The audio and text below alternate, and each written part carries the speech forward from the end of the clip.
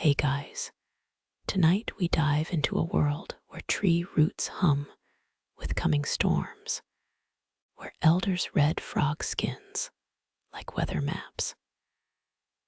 Picture mud squelching between your toes as 100 golden-eyed prophets croak warnings you can't yet understand. Reality check. You'd last 17 minutes here before mistaking a storm frog for dinner. Let's avoid turning you into a cautionary tale. So before you get comfortable, take a moment to like the video and subscribe. But only if you genuinely enjoy what I do here. Drop your coordinates below too. I'm curious whose local thunderstorms might sync with this story. Now, dim the lights. Maybe turn on a fan for that soft background hum. And let's ease into tonight's journey together. Your boots sink into black marsh soil that's swallowed entire civilizations. The Mapuche didn't just survive Spanish conquistadors. They outsmarted the Inca Empire first, using terrain reading skills we've mostly forgotten. Frogs pulse underfoot like living seismographs, their throats swelling with barometric secrets passed down since before Machu Picchu's stones cooled.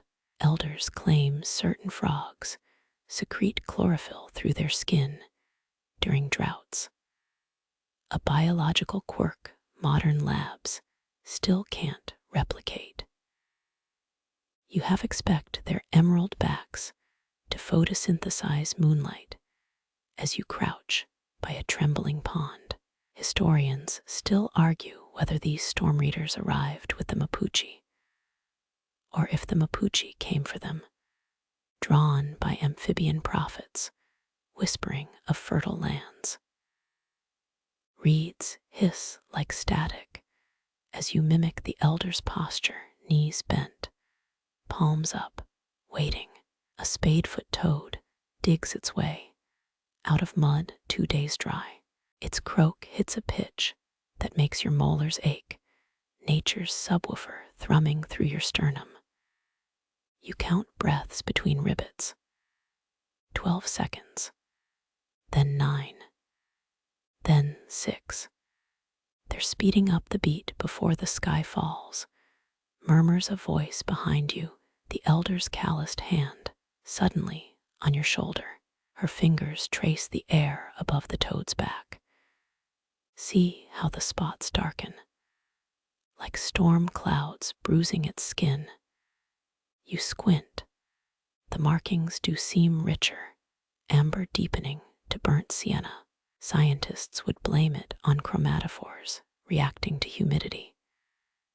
The elder calls it the land's cursive script, written fresh each dawn. A mosquito drones near your ear.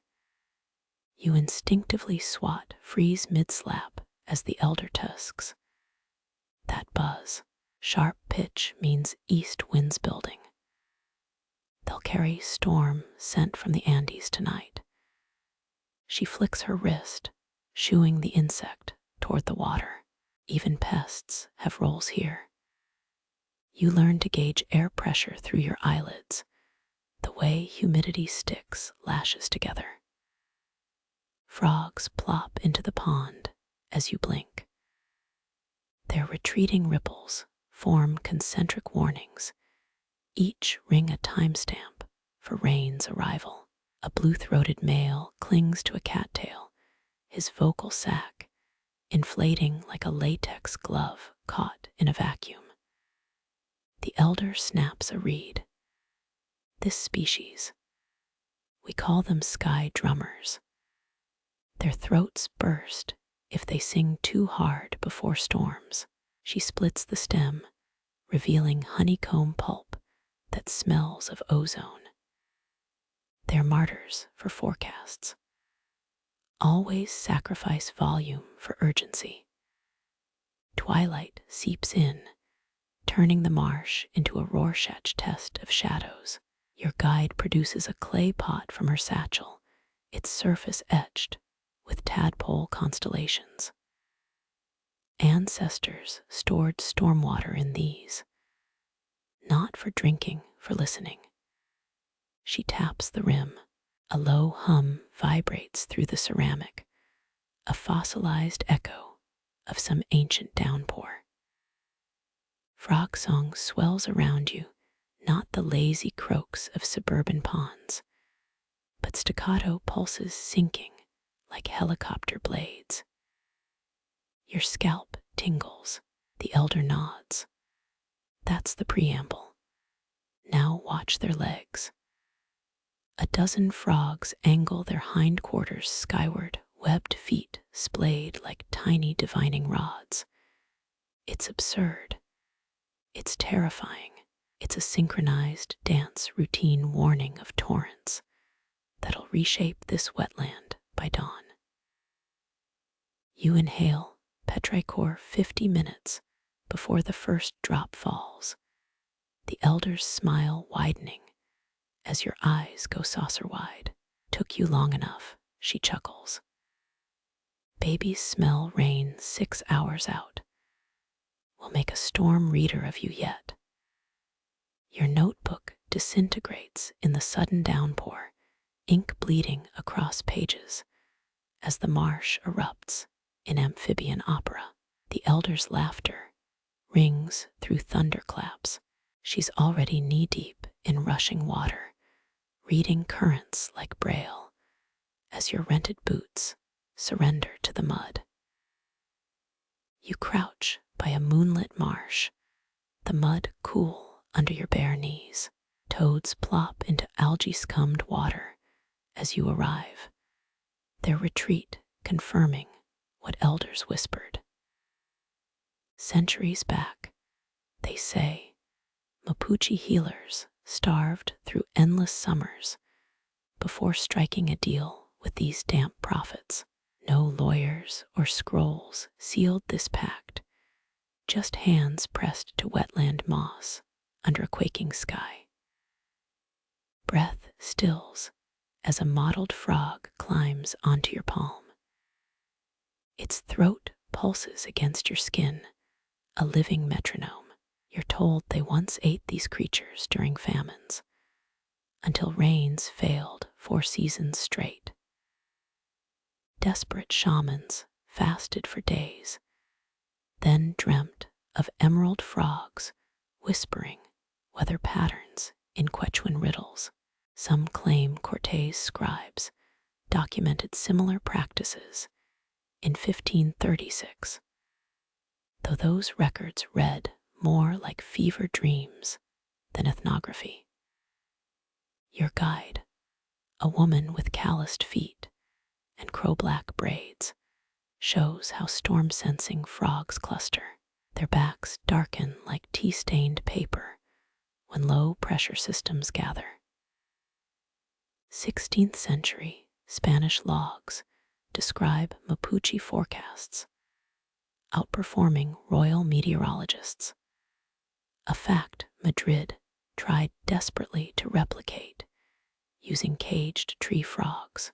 Feel the specimen's sides expand, air sacs tightening like overfilled water skins. Listen, its croak drops 2 full tones as you exhale. Scholars still argue whether amphibians truly predicted the great coastal storm of 1598, or just stumbled into legend through coincidence. But you're here for simpler truths. How their sticky bellies suction to stones before gales, their webbed toes splaying wide like sailors gripping wet rigging. A joke sneaks in, something about how dating apps could learn from frog mating calls. Then seriousness returns as your thumb brushes the creature's pupils, now wide and glossy as obsidian mirrors. Some elders still sniff storm intensity using dried chicken feathers, a quirk modern science hasn't fully mocked out of them.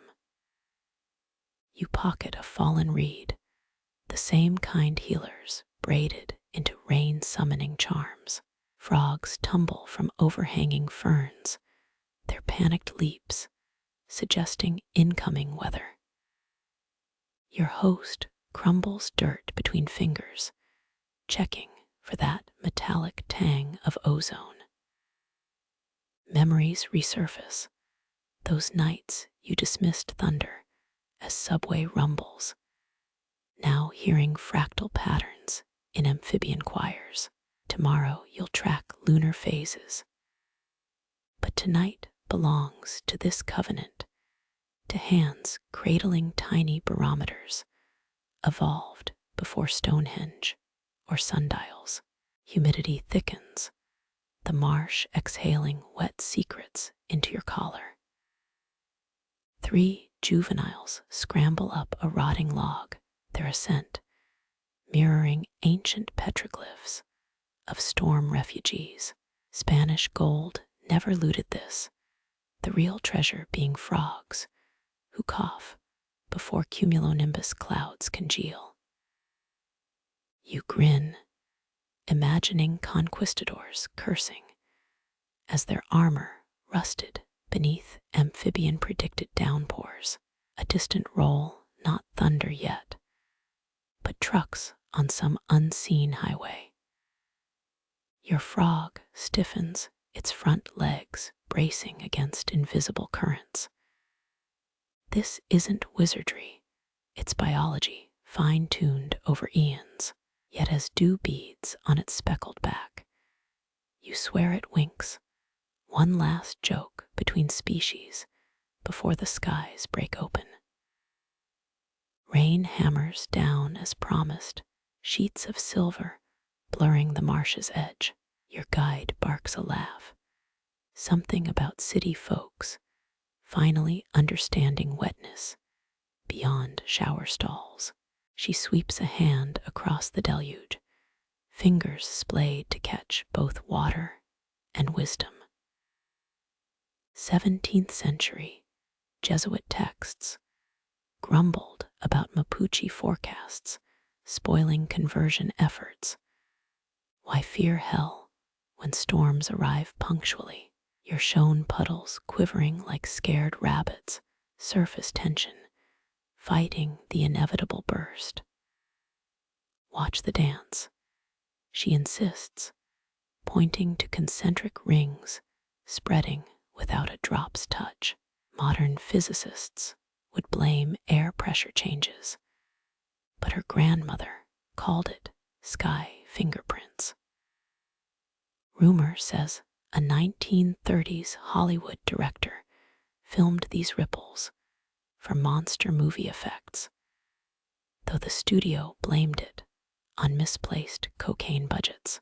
Kneeling, you mimic her technique, palms hovering inches above the choppy water. Historians still debate whether these ripple readers anticipated Columbus' first voyage, or simply mistook his sails for storm clouds.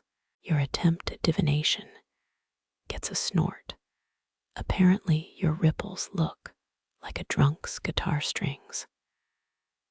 The real test comes when she tosses a pebble, its splash pattern supposedly encoding next week's weather. You see chaos. She sees tomorrow's humidity percentage. Lightning flickers, not the sky's doing, but her lighter battling a soggy cigarette. She recounts how British sailors once traded telescopes for ripple reading lessons, then pirated the knowledge as their own.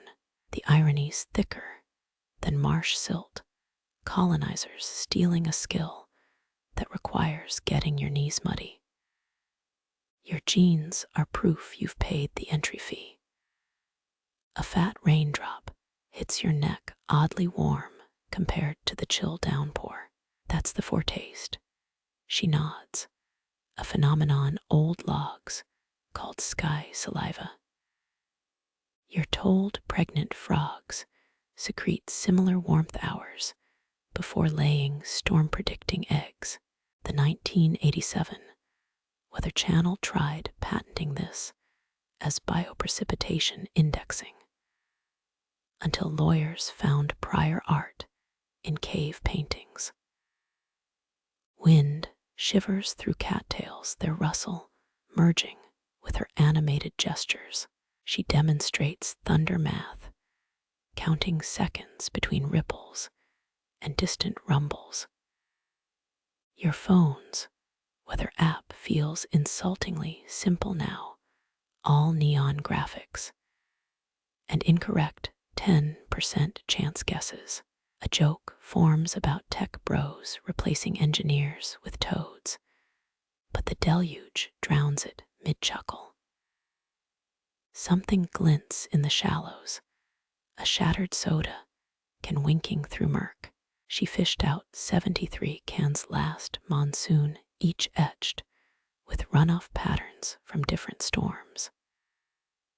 Better data than your satellites, she claims, placing the crumpled aluminum in your palm. It's lighter than expected, proof even pollution betrays atmospheric secrets. The downpour eases, leaving the marsh sighing with relief. Your guide rubs wet soil on her arms, an old trick for remembering rain's texture.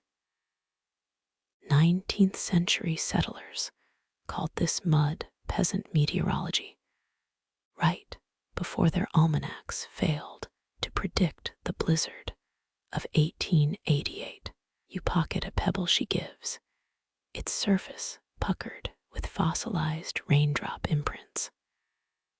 Frogs resume their chorus, a post-stream vocal warm-up. One perches on your shoe, throat pulsing like a faulty neon sign. Its croak syncs with distant highway noise, nature and civilization harmonizing briefly. You wonder if future archaeologists will find this moment preserved in mud layers. A human silhouette surrounded by amphibian hieroglyphs. She leaves you squelching toward the tree-line boots, suction deep in muck. Sunset bleeds through retreating clouds, the marsh glittering like a smashed disco ball. Somewhere, a barred owl questions your competence. Somewhere else, bureaucrats debate funding for Doppler radar upgrades. You smile, knowing the real forecast hides in puddles, waiting for anyone willing to kneel and look. Twilight deepens. The marsh exhales vapor that curls like church incense. Your boots sink deeper each step, releasing trapped methane bubbles. 19th century traders wrote of dancing bogs, misdirecting cargo mules. But tonight's waltz belongs to the frogs. They perch on cypress knees, webbed feet spread like starved spiders. A bullfrog slaps the water twice, its claps echoing across the slough. Spanish missionaries mistook these sounds for pagan drums, burned 6 wetlands as demon fountains in 1623. Your guide materializes, offering a palmful of pond scum that smells like forgotten gym clothes. Watch the ballet, she insists, pointing to frogs hopping in clockwise spirals. The water isn't moving, yet entire lily pads drift southwest. Scientists confirmed in 1989 that bullfrogs sense geomagnetic fields, but she swears they're tracking storm shadows. One leaps onto your knee, its cold belly pulsing against your skin. Historians still argue whether these migrations inspired Charleston's first weather vanes, or just gave bored carpenters nightmares. Mud gurgles, an unseen force kneading the earth like bread dough. You're told pressure drops make wetlands breathe, trapped air escaping through root channels. A nearby puddle vomits an oak leaf, launching it 3 inches skyward. She grins, reciting how Depression-era hobo codes used similar bubbles to warn of flash floods. Frogs swarm a half-submerged tire, their sticky toes defying gravity. 18 joined legs form a living barometer, a huddle that tightens as storms approach. Your phone's flashlight catches their gold coin eyes, pupils wide enough to swallow constellations. During World War II, U.S. Navy meteorologists allegedly dissected 300 frogs, searching for internal barometric organs. Wind riffles the cattails, their shadows scratching the water's surface. You attempt the elder's sway step, shifting weight like a drunk tightrope walker. The guide critiques your form, comparing it to a flamingo with vertigo. True masters could predict typhoons by how reeds brushed their cheeks, a skill lost when factory smoke diluted wind scents. Something brushes your ankle, a mossback turtle dragging algae like a bridal train. Its shell bears knife-scratched dates, 19th century flood levels recorded by fur trappers. You kneel fingering the deepest mark from 1898. The turtle snaps, its beak missing your thumb by the grace of mud's friction. Frog songs escalate, a dissonant orchestra tuning before Armageddon. She explains how bass frequencies resonate with distant thunder, their bodies acting as organic tuning forks. A belch-like croak makes you jump, earning a snort about citified reflex training.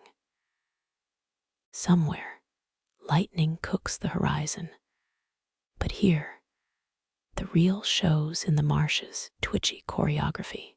Your heel slips, revealing a submerged plank etched with antler symbols. 17th century Mapuche used such markers to teach tidal signs before colonists repurposed the wood for outhouse seats. The irony sticks in your throat like swallowing a mosquito mid-laugh. Cold rain resumes, this time horizontal and spiteful. Frogs vanish their absence, leaving the marsh eerily still. She presses a pebble into your hand, warm from laying against her collarbone. Tide teller stone, she labels it, though it feels like regular basalt with delusions of grandeur. Moonlight fractures through retreating clouds, silvering a path toward higher ground. You follow, ankles gnawed by brackish water. Behind you, the marsh resumes its shimmy, an eternal audition for storms yet unnamed. Above, satellites whirl oblivious. Below, frog princes plot pressure drops. Between them, you squelching toward dawn with tidal secrets in your pocket. Dawn leaks through the mangroves, humidity so thick your tongue tastes like wet wool. The guide squats, forehead nearly touching a puddle, as male frogs unleash guttural burps. Lower means sooner, she murmurs, pointing to a bullfrog, vibrating the water's surface. 17th century Spanish logs describe these croaks as devil belches, though modern bioacoustics proved their frequency predicts rainfall within 4 hours. Your boot nudges a rotten log, spilling 6 frogs in a gelatinous heap. They recompose like spilled mercury, their inflated vocal sacs pulsing carotid orange. Victorian scientists glued tuning forks to frog backs, recording how notes flattened during low-pressure systems. The guide snorts, comparing it to strapping altimeters to opera singers mid-aria. A triple croak ripples the swamp, each tone deeper than the last. You count seconds between rumbles, the intervals shortening like a metronome on amphetamines. Meteorologists confirmed in 1962 that rain arrives when croak cycles hit 32 beats per minute. Yet, historians still argue whether Polynesian storm drums borrowed this cadence or vice versa. The guide slaps your arm, pointing to a frog clinging upside down to a fern. Its throat distends, a translucent balloon etched with blood vessels. That's the maestro, she says. His pouch acts like a resonance chamber, amplifies frequencies we feel as headaches. Napoleon's troops reportedly blamed frog choruses for migraines before the Battle of Waterloo.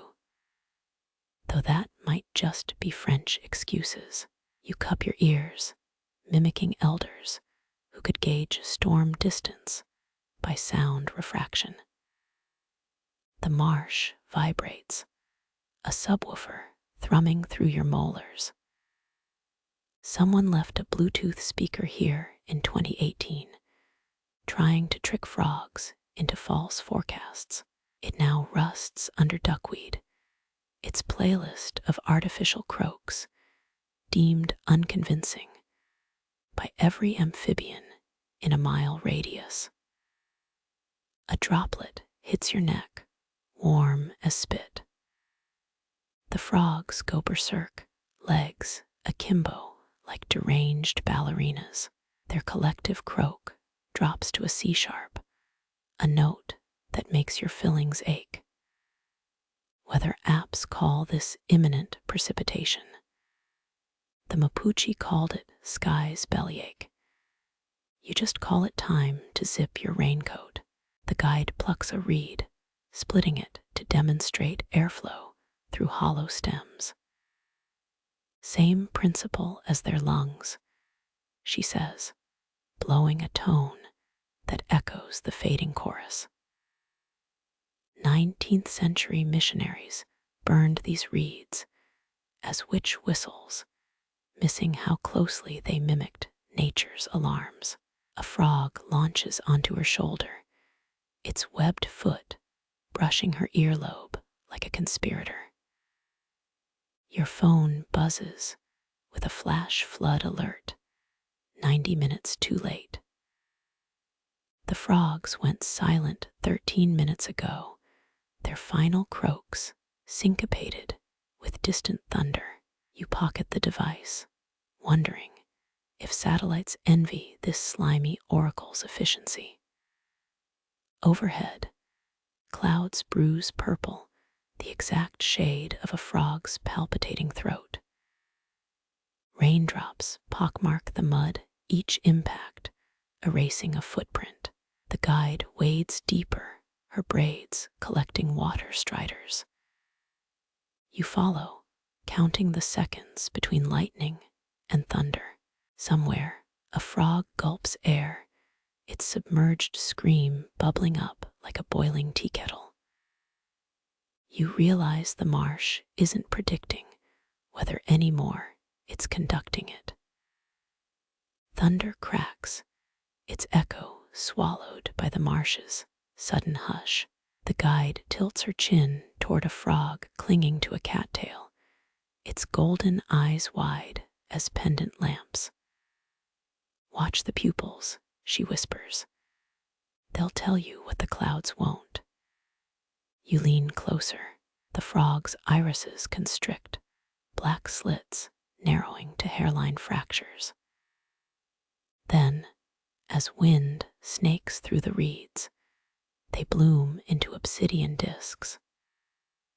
Researchers confirmed in 1984 that pupil dilation predicts pressure drops within 2 hours, but elders knew it centuries earlier, calling frog ice sky mirrors. A raindrop smears your eyelashes, the frog's gaze holding yours like a challenge. Its pupils throb, contracting and expanding with gusts you can't feel. The guide claims Greenlandic shamans wore frog eye amulets, believing the stones swelled before blizzards.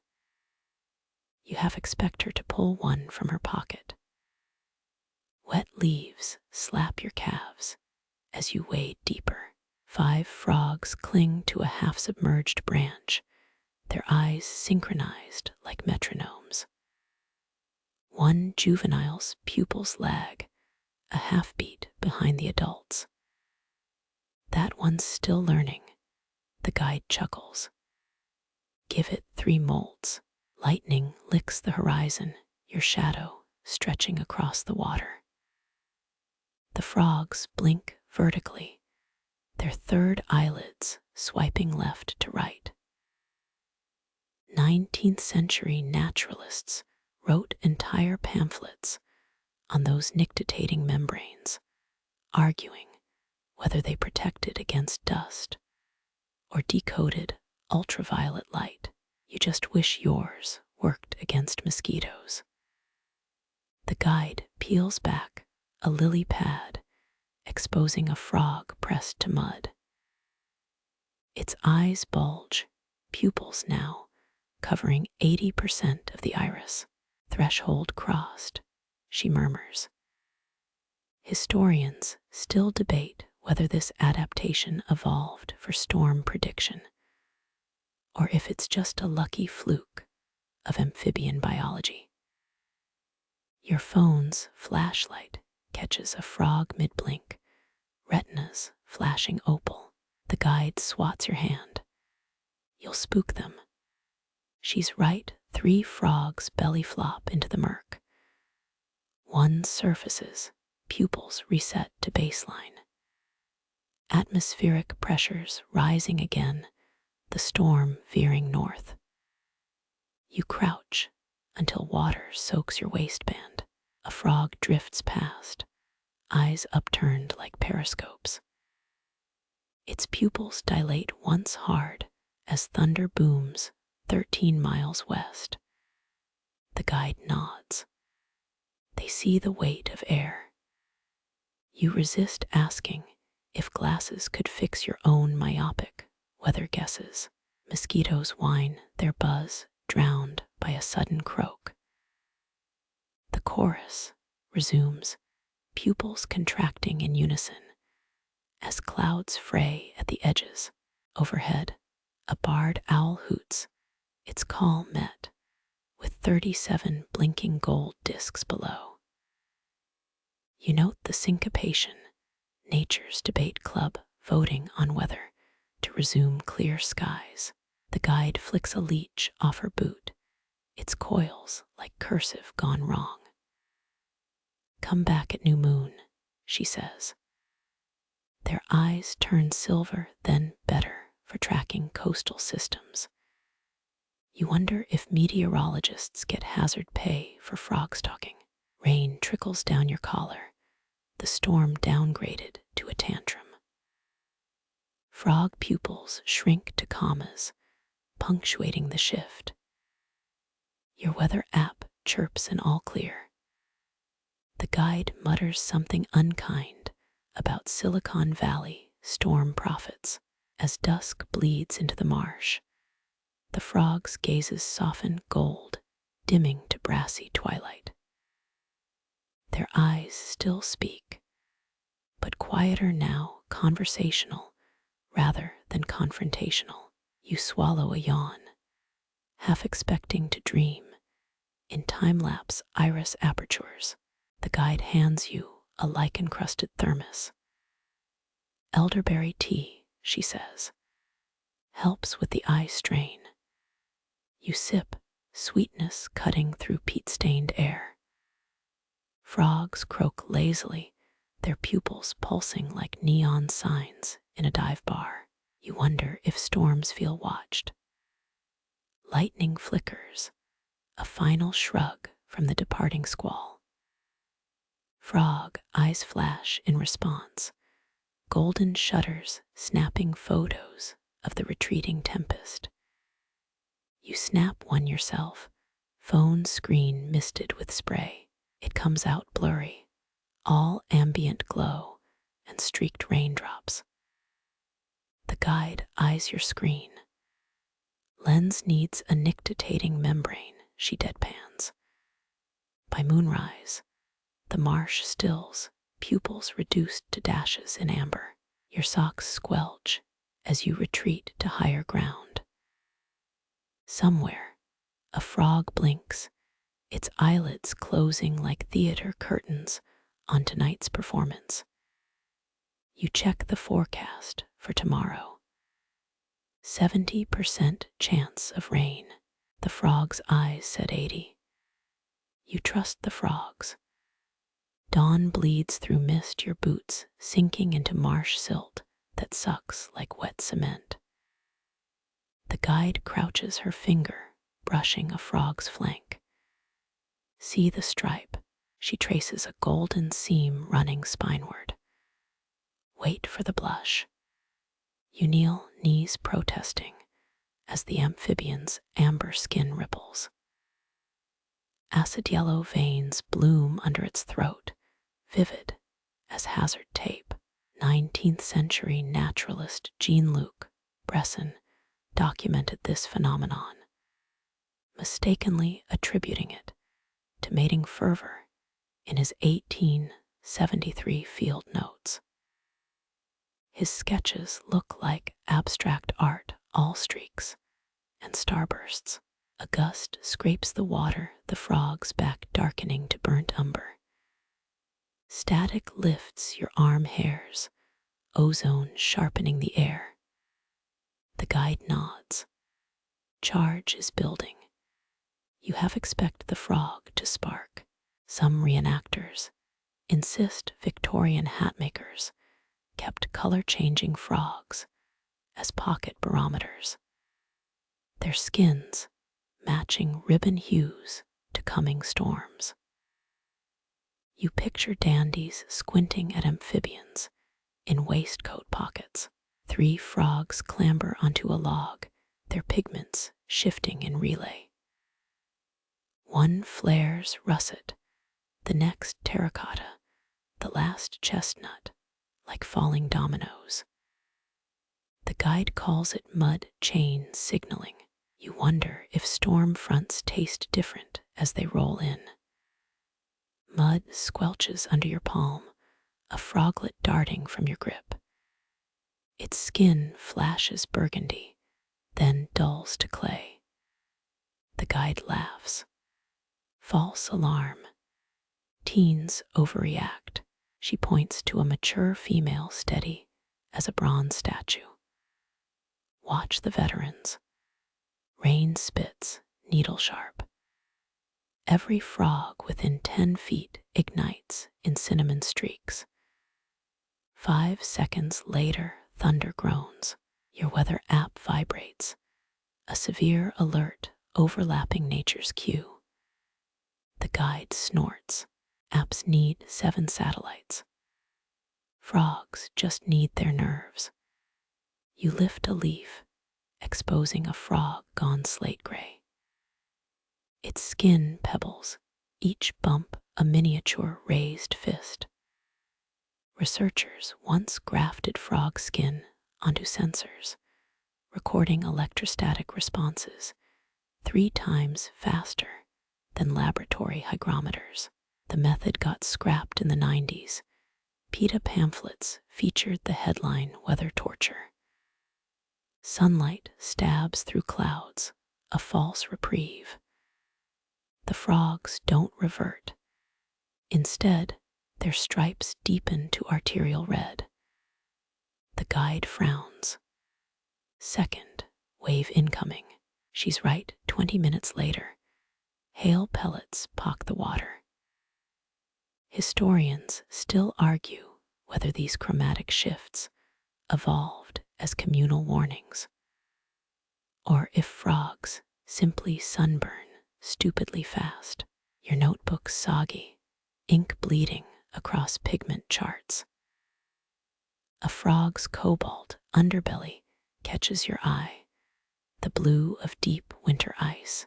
The guide warns it's a blizzard signal, a trait Mapuche trackers linked to Andean snow squalls. Old journals mention traders carrying frost frogs across mountain passes, their bellies wrapped in lamb's wool for visibility. Rain drums louder a staccato beat. The marsh becomes a prism, frogs flashing emerald, ochre, iron black. You think of that viral dress debate, gold or blue. Except here, the answer predicts roof damage. The guide yells over the downpour. They're not pretty. They're practical. Lightning forks the sulfur tang of ionized air. A bullfrog crowns a rock, its entire body ripe plum. Your ears pop, pressure plummeting. 1773 church records from Chiloé Island describe monks using frog skin swatches to schedule coastal evacuations. Half the entries end with, and then the storm disproved brother, Felipe's chart. Hail stripes your neck as frogs retreat underwater, their colors muted through the silt. Only their eyes remain vivid, gold coins sinking in a jade-green vault. The guide wrings out her braid. Never trust a pastel frog after noon. You make a mental note, then forget it as hypothermia sets in. Post-storm sunlight glares the marsh steaming like a broth. Frogs reappear washed out khaki, indicating all clear. Your shoes make moist noises with every step. The guide compares their post-rain hue to oversteeped tea. You compare it to your laundry pile. Twilight comes the first fireflies out blinking the frogs. A young male shimmers puce, a hue the guide calls false autumn. She claims 1950s pulp sci-fi covers copied these shades for alien skies. You mentally redesign Star Trek planets, less magenta, more spleen-colored. Your thermos float dregs of yerba, mate gritty between teeth. Across the pond, a frog's skin cycles through hues, training its young. Chromatophores expand and contract, tiny umbrellas opening in a biochemical rain. Someone's smartphone dings, a weather app update. The guide side-eyes the noise. Teach your phone to do that trick, she says, nodding at the color-morphing frogs, and maybe I'll stop laughing at it. Mosquitoes descend, a vengeful haze. As you retreat, the frogs deepen to nocturnal indigo, their skin secreting peptides that deter bugs.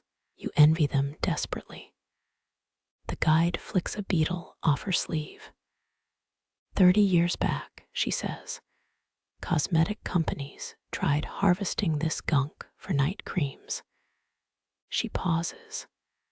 Test subjects glowed under UV lights. Frogs trill, their newly brightened skins mimicking firefly pulses. You step on something squishy. Pray it's not a slug. Above, satellites twinkle geostationary, eyes mirroring amphibian ones below. The guide zips her jacket. Skin or orbit, she muses. Everything's just layers of lying. Your socks develop independent ecosystems by the time you reach the car, pass a roadside souvenir hut, its window cluttered with frog figurines. One's painted storm cloud gray accuracy sacrificed for cuteness. The guide mutters about cultural erosion. You buy it anyway. Headlights slice the dark, your dashboard thermometer promising clear skies. Out the window, a lone frog glows butterscotch on a fence post. Tomorrow's forecast. Perfect picnic weather. The frog's still wearing its rainy day ochre. You adjust plans accordingly. Moonlight transforms the marsh into a mercury spill, silver ripples licking at your shins. Your watch claims 2:17 a.m., the witching hour for frog choristers. The guide smears pine resin behind her ears. A traditional mosquito repel trick, noted in 16th century Jesuit diaries. Full moons when they sing truth, she whispers, as if the night might overhear. You crouch at water's edge, pebbles imprinting your palms. Male frogs inflate like party balloons, their vocal sacs quivering. Each croak pulses at 35 beats per minute, matching neap tide rhythms. 19th century naval logs from Valparaiso describe sailors mimicking these calls to predict offshore surges. None mention if drunken bosuns did karaoke. A frog heaves its sides, lungs working like bellows. Its cry starts low, resonates, then fractures into harmonics. The guide traces the sound's arc. Pressure changes their lung capacity. Moon stretches them thinner. You imagine tiny bagpipes played by astral forces. Clouds scrape the lunar disk. Sudden darkness mutes the marsh. 67 frogs fall silent in unison, their throats deflating like punctured tires. Researchers once rigged infrared cameras to study nocturnal patterns, accidentally filming a viral video titled Frog Rave Blackout. Commenters argued about hidden strobe lights. When the moon reemerges, so do the songs, but pitched higher now. The guide nods. Tides pulling their diaphragm membranes taut. She claims Mapuche midwives timed births using these pitch shifts, urging laboring mothers to sync pushes with crescendos. Historians still argue whether this was obstetrics or acoustical witchcraft. A frog launches into a marathon solo, its sac throbbing like a heart transplant. You count the notes between breaths, 11 seconds, then 9, then 7. The guide scribbles in a damp notebook. It's speeding up, moon's zenith approaches. You resist the urge to howl. Phosphorescent algae ignite in the wake of fleeing minnows, a light show under hopping silhouettes. A frog misjudges its leap, belly flopping with a wet splat. The guide chuckles. Even prophets have off nights. Last century, a Ukrainian circus trained frogs to jump through flaming lunar phase hoops, cancelled after PETA intercepts. Your neck cricks from sky staring. Above the moon, below its aquatic twin, 6 frogs align along a branch, their backs arched toward the light. Their solar panels, the guide murmurs, but lunar-powered. You picture IKEA instructions for amphibian satellites. Sudden cold stings your ankles, a phantom tide retreating. Frog songs dip into sub-bass frequencies, felt in molars rather than heard. 19th century miners allegedly used caged frogs as underground barometers, their rumbles warning of cave-ins before rock creaked.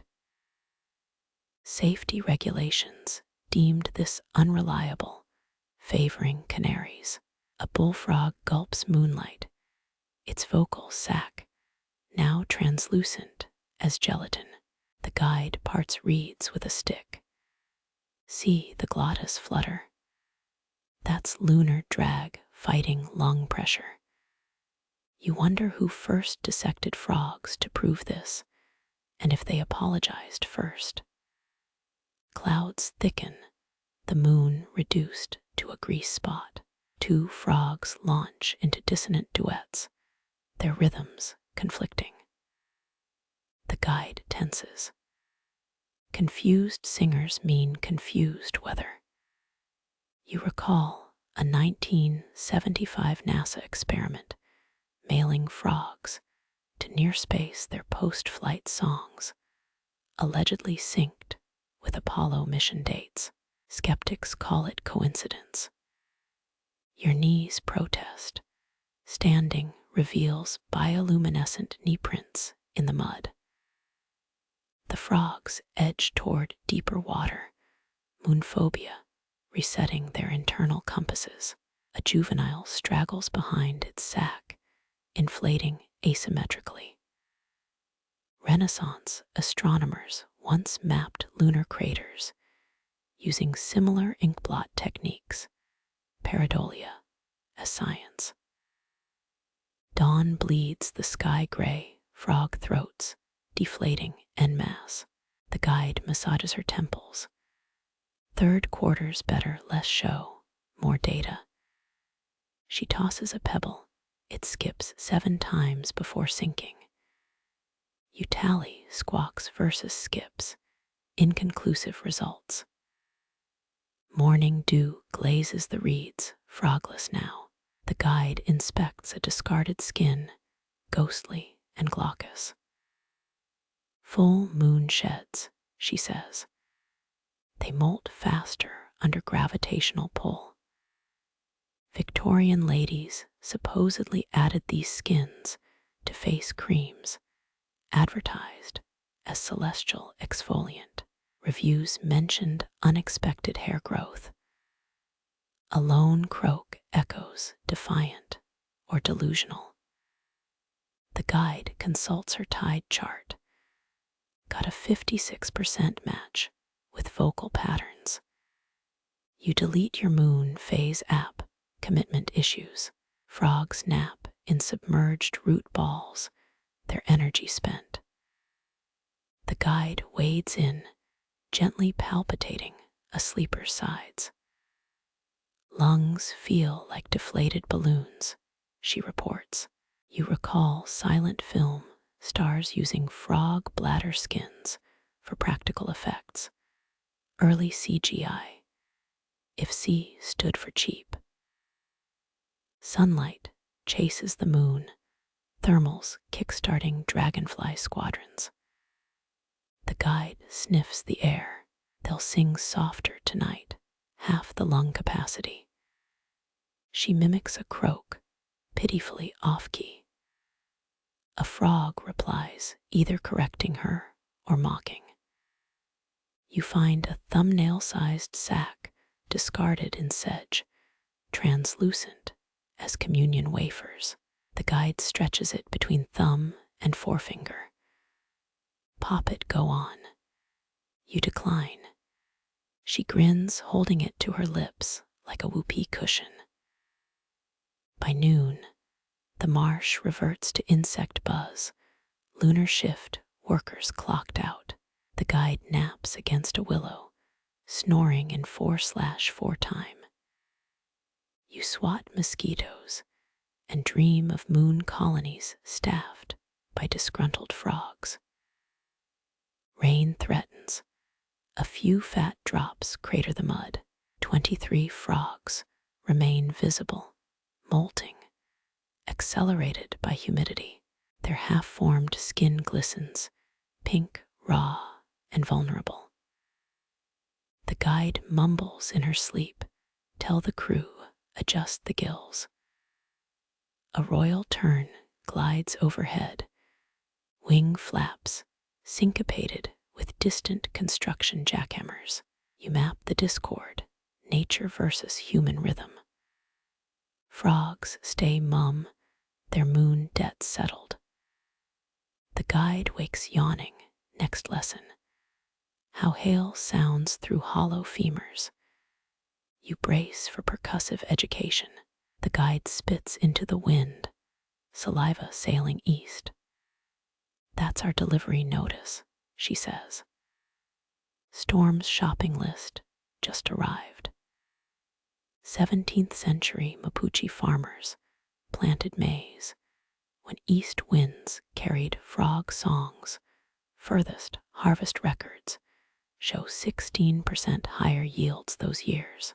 You question the math and the methodology. A gust riffles the marsh, reeds bowing like overeager sales associates. Frog croaks sharpen their usual mud-thick tones, now crisp as radio signals. The guide cups her ear. Eastern drafts stretch their vocal sacs, acts like a bullhorn. You imagine amphibian TED Talks on stormfront dynamics.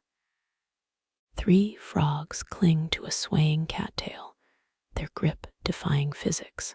One slips, cartwheeling into duckweed with an indignant blorp. Victorian naturalists once tied silk threads to frogs to chart wind patterns, abandoned the study after subjects began harness racing. The guide points to ripples moving against the breeze. Sonic rips, calls traveling faster than air currents. Her braid whips horizontal, a windsock made of gray hair. Meteorologists confirmed in 1983 that frog choruses precede wind shifts by 7 minutes, though nobody asked the frogs to verify. You face into the gale, cheeks flapping like a bloodhound's. The frog songs, thin, high notes stripped away like paint. Low frequencies hold better, the guide shouts. Bass carries the warning, trebles just drama. You recall that time your Bluetooth speaker died mid-playlist. Nature's version is less forgiving. A leaf slaps your forehead, flat and accusatory. The guide peels it off. Sycamore indigenous barometer. Curls upward 6 hours before rain. She doesn't mention Russell Crowe's 2003 theory that sycamores communicate with frogs via pheromones, published in a journal even he can't pronounce. Frog calls now overlap, a dissonant chorus fighting the din. The guide scribbles on her forearm. Counterpoint patterns, 16th century storm flutes mimicked this. You mentally audition for frog winds orchestra, second clarinet, rejected. A downdraft suddenly stills the marsh, your ears pop. 39 frogs pivot north, their vocal sacs vacuum sealed against cheeks. The guide grins. Backdraft prelude pressures winding the spring. Archaeologists found stone sound dishes near Chile's coast. Historians still argue whether they amplified frog calls or served as ancient cereal bowls. You taste copper, the wind stealing moisture from your gums. The guide hands you a licorice root. Chew west to east resets your inner barometer. You comply, half expecting GPS coordinates to pulse behind your eyelids. Frogs begin leapfrogging into the wind, each jump a tiny rebellion against physics. One clears 18 centimeters. The guide applauds. 2008 study claimed wind resistance strengthens their calf muscles. She doesn't mention the follow-up paper debunking it, funded by big toad lobbyists.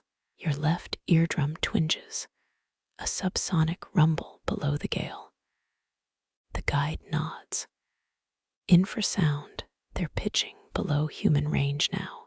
Cold War spies allegedly trained frogs to detect reconnaissance balloon vibrations. Project canceled after subjects focused on flies instead. Lightning forks 3 miles northeast. Thunder arrives as a delayed punchline. The guide counts frogs huddling under fern fronds. 91.7% accuracy rate when accounting for false positives. You question the decimal precision. She stares until you recant. Rain arrives horizontally, needling your right side. The guide unfolds a sealskin map, its edges frayed by centuries of fingertips. Wind patterns from the Urukinka dynasty. Ancestors tracked storms using tadpole swirls. You notice a coffee stain masking Tasmania, cartography's original sin. The frogs fall silent, their message delivered. The guide wrings rainwater from her sleeves. Best part's over now, we wait for the encore. She hums a lullaby sailors once mistook for wind goddesses, slightly off-key. Hail plinks against a granite slab, nature's marble run. The guide lobs a pebble into the gale, it boomerangs into her shin. Recalibrating, she mutters. You practice frog-like breathing, lungs fighting atmospheric shifts. Dusk bleeds purples into the sodden sky. Somewhere east, a bullfrog croaks once. The guide freezes. Apostrophe to the storm, she declares. You log it as pretension or prophecy. Your left shoe squelches, a vow to invent amphibian-inspired waterproofing. The wind dies, sudden as a snipped marionette string. 86 frogs blink in unison, tiny meteorologists clocking out. The guide pockets a fallen feather. Tomorrow, lesson on owl vomit as humidity gauges. You nod, too tired to compute the physics. Stars emerge, their light sandblasted clean. Somewhere beyond the marsh, a town sleeps unaware of the symphony directing their weather apps. The guide snores against a termite mound, dream mumbling about jet stream sheet music. You count frog blinks like sheep, each a metronome for the turning earth. Your blinks grow heavier, each frog's eyelid a weighted curtain. Moonlight fractures across the marsh, a shattered mirror of silvered ripples. The guide's snores sync with distant bullfrogs, an accidental duet. You focus on tadpoles swirling below, black commas, rewriting liquid sentences. Dawn leaks through cloud cracks, honey-thick and sluggish. The guide stirs, crusted mud flaking off her jacket. Spawn density determines spring forecasts. She rasps, pointing at tadpole clusters. Mayan codices show similar charts, tadpole counts plotted against flood levels. You wonder if ancient scribes argued over ink smudges. A tadpole brushes your toe cold as regret. Its tail undulates, a cursive S dissolving in water. 4-day-old swirls mean drizzle, the guide mutters. Tight spirals. Monsoon prep. Her boot scuffs sediment, revealing fossilized tadpole trails in shale. Sunlight presses DOWN, noon turning the marsh into broth. You spot a gelatinous egg mass, its bubbles pregnant with storms. The guide prods it with a stick, thicker membrane than last year, nature's plastic wrap. Victorians tried preserving tadpoles in glycerin, dubbed it meteorological taxidermy. You imagine tiny jars gathering dust in manor attics. Tadpoles school suddenly, a dark bloom twisting beneath lily pads. Pressure drop. The guide warns, licking her thumb. They cluster before humidity spikes, living hygrometers. Her pants wick water upward, denim, becoming a makeshift rain gauge. A heron spears a tadpole, jutting neck feathers trembling. The guide tusks. Broken data stream. She tosses a pebble. The bird retreats with its faulty bite. Historians still argue whether Aztec rain prayers targeted actual frogs or just their tadpoles. Ritual texts remain ambiguously poetic. Shadows stretch, their edges blurring into humidity. You kneel counting tadpole tails in a hoofprint's eddy. 73, you announce. The guide snorts. 74, that specs a late hatchling. You squint, conceding to superior pupil dilation. Dusk brings mosquito armies, their drone harmonizing with frog song. The guide smears mud on her neck. Better than DEET and exfoliating. You recall 1920s Parisians using tadpole broth as toner. Ads claimed it tightened atmospheric pores. A thunderhead bruises the western sky, its belly flickering. Tadpoles dive, vanishing into peat-stained depths. 6 hours till impact. The guide diagnoses, checking their retreat speed. She hums a hymn farmers once sang to pollywogs, off-key, but earnest. Rain arrives, first drops pocking the marsh's skin. The guide crouches, her silhouette echoed in 1,000 wriggling forms. Every tadpole's a clock. She yells over the deluge. Metamorphosis beats predict dry spells. Watch the back legs. You picture generations past, children kneeling here, calendars inked on their palms. The guide wades deeper her wake, scattering tadpole astronomers. Lightning forks, freezing the scene in stark relief. For one fractured second, the marsh thrums with electric continuity. The storm passes, leaving the world steaming. Newly sprouted froglets climb reed ladders, their tiny lungs inflation testing the air. The guide inspects one's developing legs. Stubby limbs mean 3 dry weeks. The 2016 Ecuadorian papers proved it. You note she doesn't mention the replicability crisis. Midnight finds you cross-legged on soggy earth. Life cycle meets, weather cycle meets sleep cycle, your notes dissolving into gibberish. The guide snores again, this time syncopated with peeper frogs. You count tadpole shadows, their futures written in water and want. Your palms flatten against mud, still warm from yesterday's sun. A living Ouija board beneath your fingers. Something thrums through the soil, not thunder's roar, but earth's indigestion.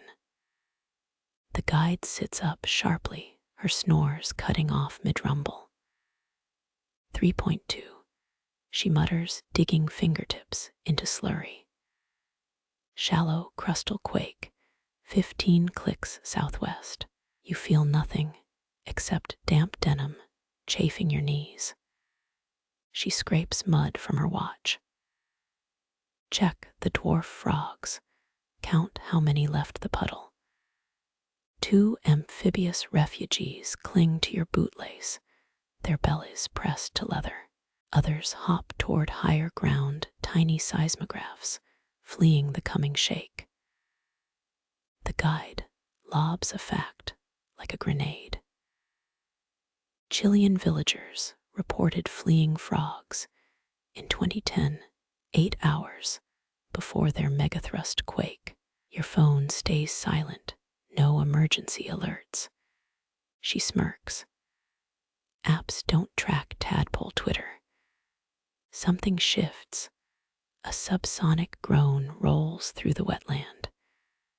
The mud ripples, not from above, but below. Frog legs tense in unison. A synchronized flinch milliseconds before your inner ear registers the tremor. 4.0. The guide corrects herself as pebbles dance in puddles. You recall Edo period scrolls, samurai commanders allegedly deploying frogs near fault lines. Live alarm systems, she confirms, plucking a frantic climber from your sleeve. Though honestly, those guys also believed in carp weather vanes. The ground stills, leaving an electric itch in your molars. The guide rolls up her sleeve, revealing a topographic map tattooed on her forearm.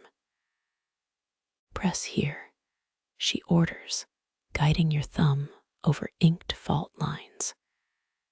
You comply, feeling her pulse throb through valleys and ridges. Frogs resume croaking, post-quake gossip, vibrating their vocal sacs.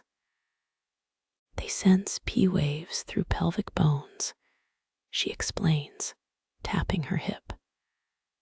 Body meets bedrock, no subscription required. Your phone finally buzzes, a delayed USGS notification. She snorts. Told you woodland critters don't buffer. You kneel again, palms reconnecting with mud's cool skin. Distant pumps frack the shale beneath you, a man-made tremor mimicking Earth's growl. Frogs freeze mid-leap, confused by conflicting signals. The guide scowls.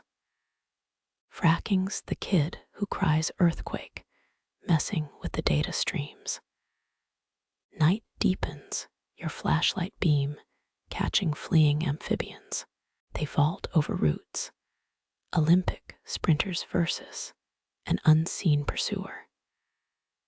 The guide places a mason jar upside down on the soil, its glass amplifying subterranean grumbles. 19th century parlor trick, she admits, works better with wine glasses.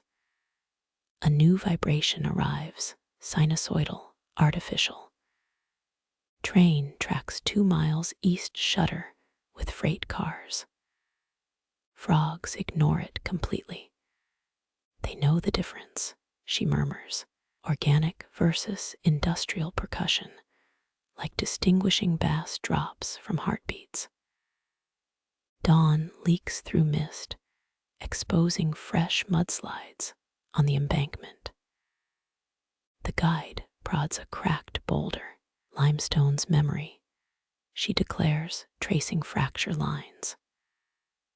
Records every quake back to fern dinosaurs, if you know how to read it. Historians still argue whether ancient Mapuche settlements avoided quake zones by frog migration patterns or just got stupid lucky. You picture entire villages following amphibious processions, moving houses whenever tadpoles swarmed east. Your boots sink deeper, soles mapping seismic gossip. The guide crouches her shadow, merging with yours. Earth speaks through their feet, she whispers. We're just tourists wearing dynamite shoes. A final tremor ripples past, gentle as a sleeping giant's sigh. Frog skin prickles with static, their spots glowing faintly in the gloom. The guide nods. Basement lightning, quartz compression releasing photons. You half expect them to start Morse coding. By noon, the marsh settles, its liquid skin smooth as blown glass. The guide packs her jar. Next lessons, canopy tremors. How spiderwebs catch earthquake whispers. You glance upward, suddenly aware of every branch swaying.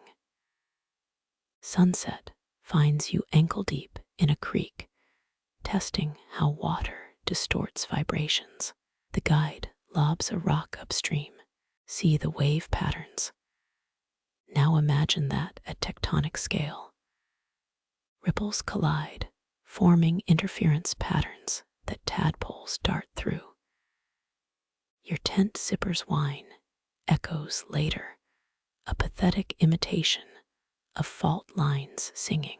Frogs chorus approval as you finally lie down. The ground breathes beneath your sleeping bag, a lullaby older than continents. The frog's midnight symphony cuts off mid-croak, like a record needle yanked from vinyl. Your ears ring with absence, a vacuum where swamp music once throbbed. The guide freezes her marshmallow fork halfway to dying embers. Pressure's dropping faster than Bitcoin in 22, she whispers. They've gone radio silent. You strain to hear a peep, not even the slurp of mud. The guide abandons her snack, charred sugar crumbling into ash. She presses a stethoscope against a tree root, its bark sticky with resin. Underground's too quiet too, she mutters. Even the earthworms stopped gossiping. A mosquito winds past, its buzz suddenly grotesquely loud. You swat at it, the clap echoing like a gunshot. The guide doesn't flinch. 19th century sailors called this the dumb squall, she says. Ship's parrots would shut up before hurricanes, ate crackers like communion wafers. Your skin prickles, not from bugs, but static. Hair lifts on your arms, a personal Tesla coil experiment. The guide nods. Frog mucus conducts electricity. They're basically walking lightning rods. Silence means they've grounded themselves. Moonlight bleaches the marsh, turning reeds into bone fragments. No shadows stir, no herons, no voles, no bats. The guide kicks off her boots, pressing bare soles to mud. In 1904, a British naturalist documented this hush in Chile, wrote, "The very air becomes deaf before hailstorms." She scrapes muck between her toes. Colonial chucklehead still got one thing right. You mimic her sinking feet into chilly sludge. Something pulses beneath slow, irregular throbs. Aquifer's heartbeat, she explains. Water tables gasping as pressure sucks skyward. Your toes curl, suddenly aware they're tickling a storm's diaphragm. The guide unfurls a waxed canvas sheet, its smell like rancid crayons. Shelter in place, she orders. When the frogs bail, you bail. When they mute, she trails off, knotting rope around a birch trunk. A first raindrop smacks your forehead, fat and warm as blood. The downpour holds its breath, teasing. You count seconds between static zaps, 15, 10, 7. The guide shoves a nickel into your palm. Rub it, she insists. Old electrician's trick. If your fingertips tingle, bail faster. Historians still bicker whether Mapuche sentinels used copper rods to taste storm silence or just licked rocks. You pocket the coin, now imprinted with your sweat. The guide cups her hands, blowing warm air into the void. Some claim frogskin earplugs let humans hear pressure changes, she says. Tried it once, woke up with spawn in my eustachian tubes. Her laugh cracks the tension, a single bark. Leaf edges curl inward, botanical bunkering. You taste ozone, a tongueful of photocopier fumes. The guide stretches out her arms, a human lightning rod daring the sky. Watch the fireflies, she commands. They'll flash red if the strike zone's within half a mile. You spot one, its abdomen flickering mustard yellow. Another answers amber. The guide relaxes slightly. We've got maybe 10 minutes. Help me fold the tent into a Faraday cage. Fabric crackles as you collapse poles, each touch sparking miniature St. Elmo's fires. The marsh remains mute. No peepers, no crickets, no wind. Your heartbeat fills the silence, a war drum in your eardrums. Rain begins in earnest, not drops, but buckets. Water sheets across your vision, a car wash deluge. The guide whoops, her voice barely piercing the roar. Told you, woodland Wi-Fi's always faster. Through the downpour, you glimpse shapes moving, frogs crawling upside down beneath lily pads. Their bellies press against green ceilings, avoiding rain's blunt force trauma. One stares at you, golden eyes reflecting your flashlight. Its throat bulges, but stays silent. The guide hands you a lichen-stained notebook. Write your name, she yells over the din.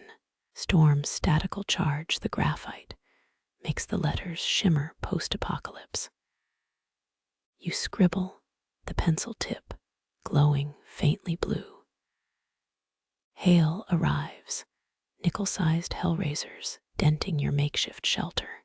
The guide juggles 3 ice chunks, streaking her palms with dirt.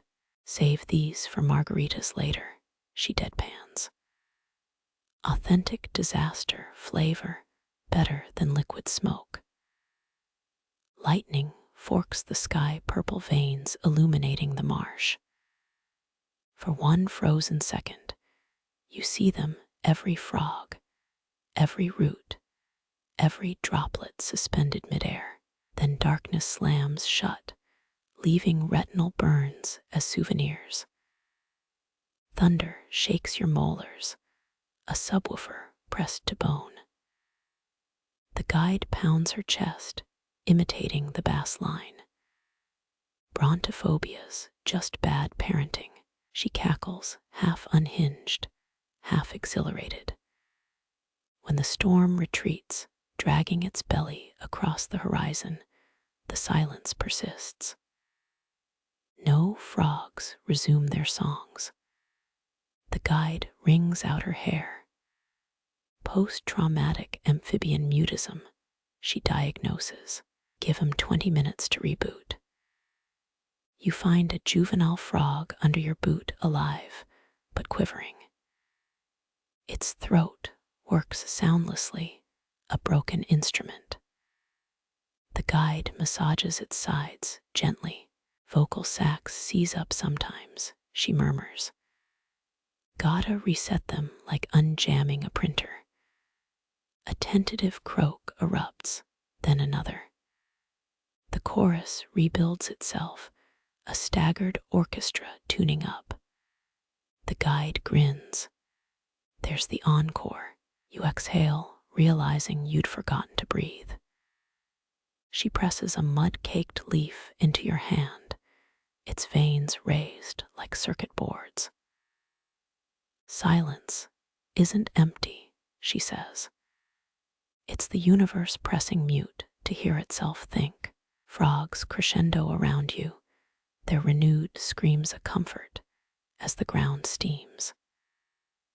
The guide's mud leaf crumbles in your palm, veins disintegrating into ancient dust. She brushes debris from your shoulders, a mock knighting ceremony. Time to meet the professors, she says. Your hiking boots squelch toward a cedar grove, each step triggering frog leaps from puddles.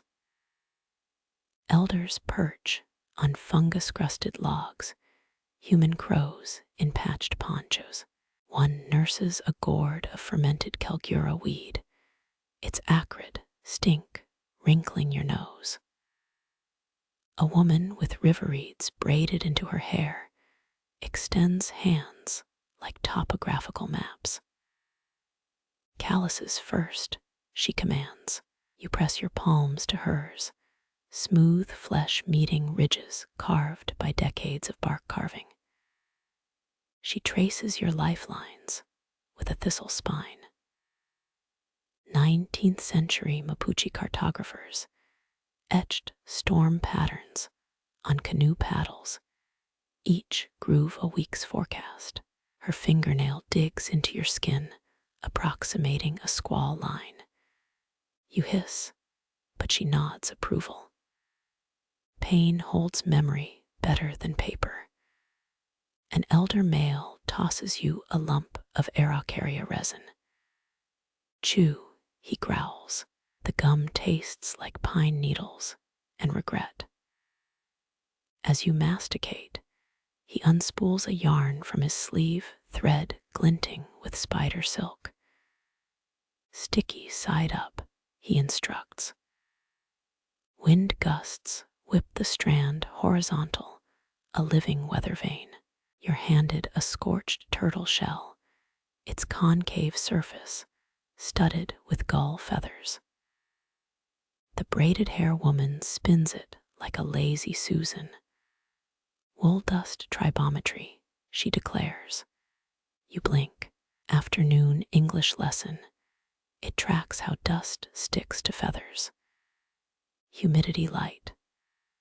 Someone drapes a fetal goat pelt over your head, still reeking of amniotic fluid. Pre-shrunk, jokes the Calgura drinker. The hide itches horribly. Through fuzzy vision, you witness elders rubbing mica flakes onto their eyelids. Rainbow vision, explains your guide. Refracts light into pressure gradients. Don't try this with craft glitter. Historians still argue whether Mapuche apprenticeships included ceremonial goat hoods or just bad initiation pranks. The pelt slips, smothering your attempt to ask. The braided woman slaps a handprint of wet clay onto your forearm. Your first skin map, she says. Crack patterns will teach you more than meteorology texts. Already, it's shrinking microfissures spreading like synapse flashes.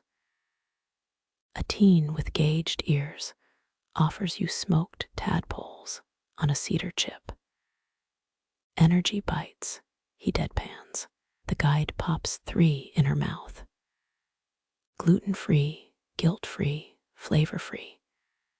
You crunch cautiously, tasting salt and existential dread. The Calgura elder beckons you closer. His breath smells like a compost fire. Real tests, nocturnal, storm-chasing by lichen bioluminescence. He dangles a moth-eaten owl mask. Strap this on. Changes your optic nerves, priorities. You hesitate, spotting cobwebs in the eye holes. The guide elbows your ribs. Relax. Last volunteer only hallucinated for 6 weeks. She adjusts the mask, plunging your world into feather-filtered twilight. Elders begin humming, a drone that vibrates your molars.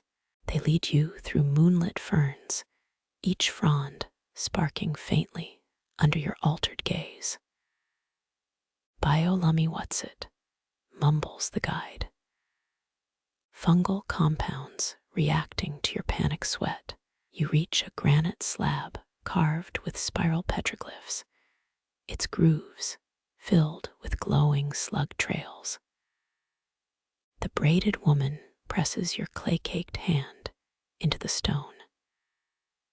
Theodore Roosevelt's naturalist wrote about these glyphs in 1901, called them primitives playing tic-tac-toe. She spits on the rock. Harvard boy missed the whole damn point. Slime squelches between your fingers, the carvings throbbing with faint blue light. Pressure builds behind your eyes. Migraine meets acid trip. The elder's chant rises, a dirge about thunder, marrying a toad princess. A teen thrusts a bone flute into your hands, holes carved asymmetrically. Blow, he urges. Your first note sounds like a constipated goose. Elders wince. The guide shows proper technique, cheeks ballooning, throat vibrating. The granite hums in response, slug mucus dancing to the pitch. You're handed a pouch of iridescent beetle wings. Toss them into the wind, orders the Calgura elder. They spiral upward, catching moonlight like disco glitter. Someone yells, "Read the damn pattern." All you see is sparkly chaos. The braided woman frowns. Maybe start with dandelion fluff next time. Dawn bleeds across the sky, pink soaking into your owl mask's mesh. Elders bundle tools into otter pelt satchels. You'll dream about quartz veins tonight, warns the guide. Don't panic if you wake up licking tree bark. She peels the clay map from your arm, now spiderwebbed with wisdom. First lesson: weather predictions 30% observation, 70% not freaking out. You flex your hand, new calluses catching on wool sleeves. The goatskin hood gets tossed into a ceremonial fire, flames reeking of regret and burnt hair. As smoke curls toward vengeful cumulus clouds, the teen whispers, "That's where the last apprentice tapped out." His grin suggests he donated the pelt. Elders melt into the woods, leaving you with throbbing temples and a flute-shaped bruise on your palm. The guide hands you a pinecone dipped in frog mucus. "Snack for the road," she says. Dates back to 1930s labor strikes. Miners used them as humidity alarms. You decline politely. She shrugs, tossing it into the underbrush. A squirrel pounces, then spits it out dramatically. Critics pan the flavor, she admits. The first fat drops of rain prick your sunburned neck, sky finally delivering on last night's threats. Frogs sing raucously from flooded ditches, a cacophony of "I told you so" croaks. Raindrops pelt the millet cakes, their honey glaze dissolving into geometric rivers. You crouch by a reed-choked pond, fingers scooping mud to anchor ceremonial bowls. The guide tugs your earlobe, her breath smelling of burnt thyme. Never face north while making offerings. Angers the frog lord's digestive systems.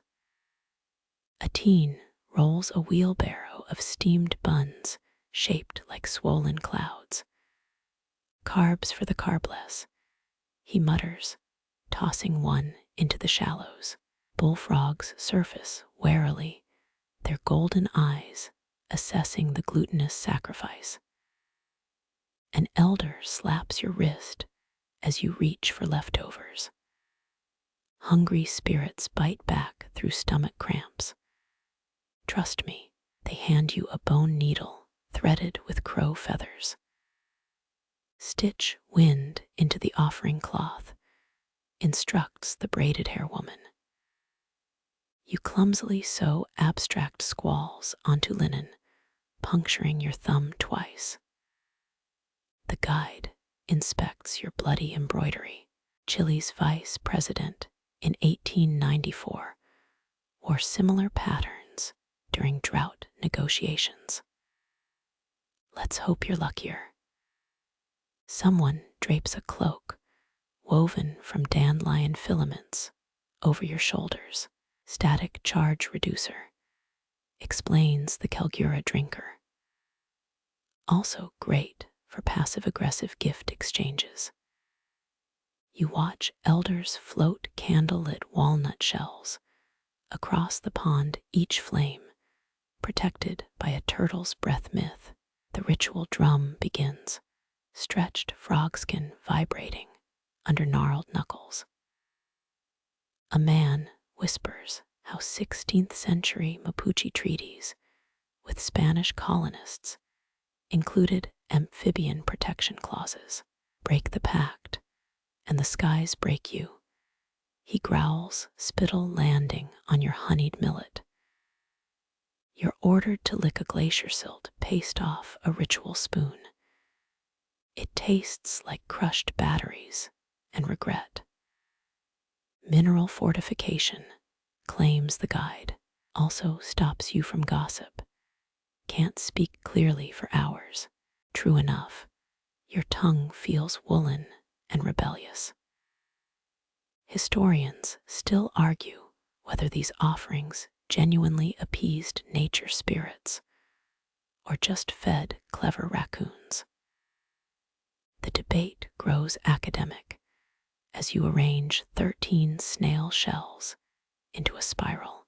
A spotted marsh frog leaps onto your design, toppling geometry into chaos. The guide snorts. Critic, they make you chew willow bark until your jaw aches.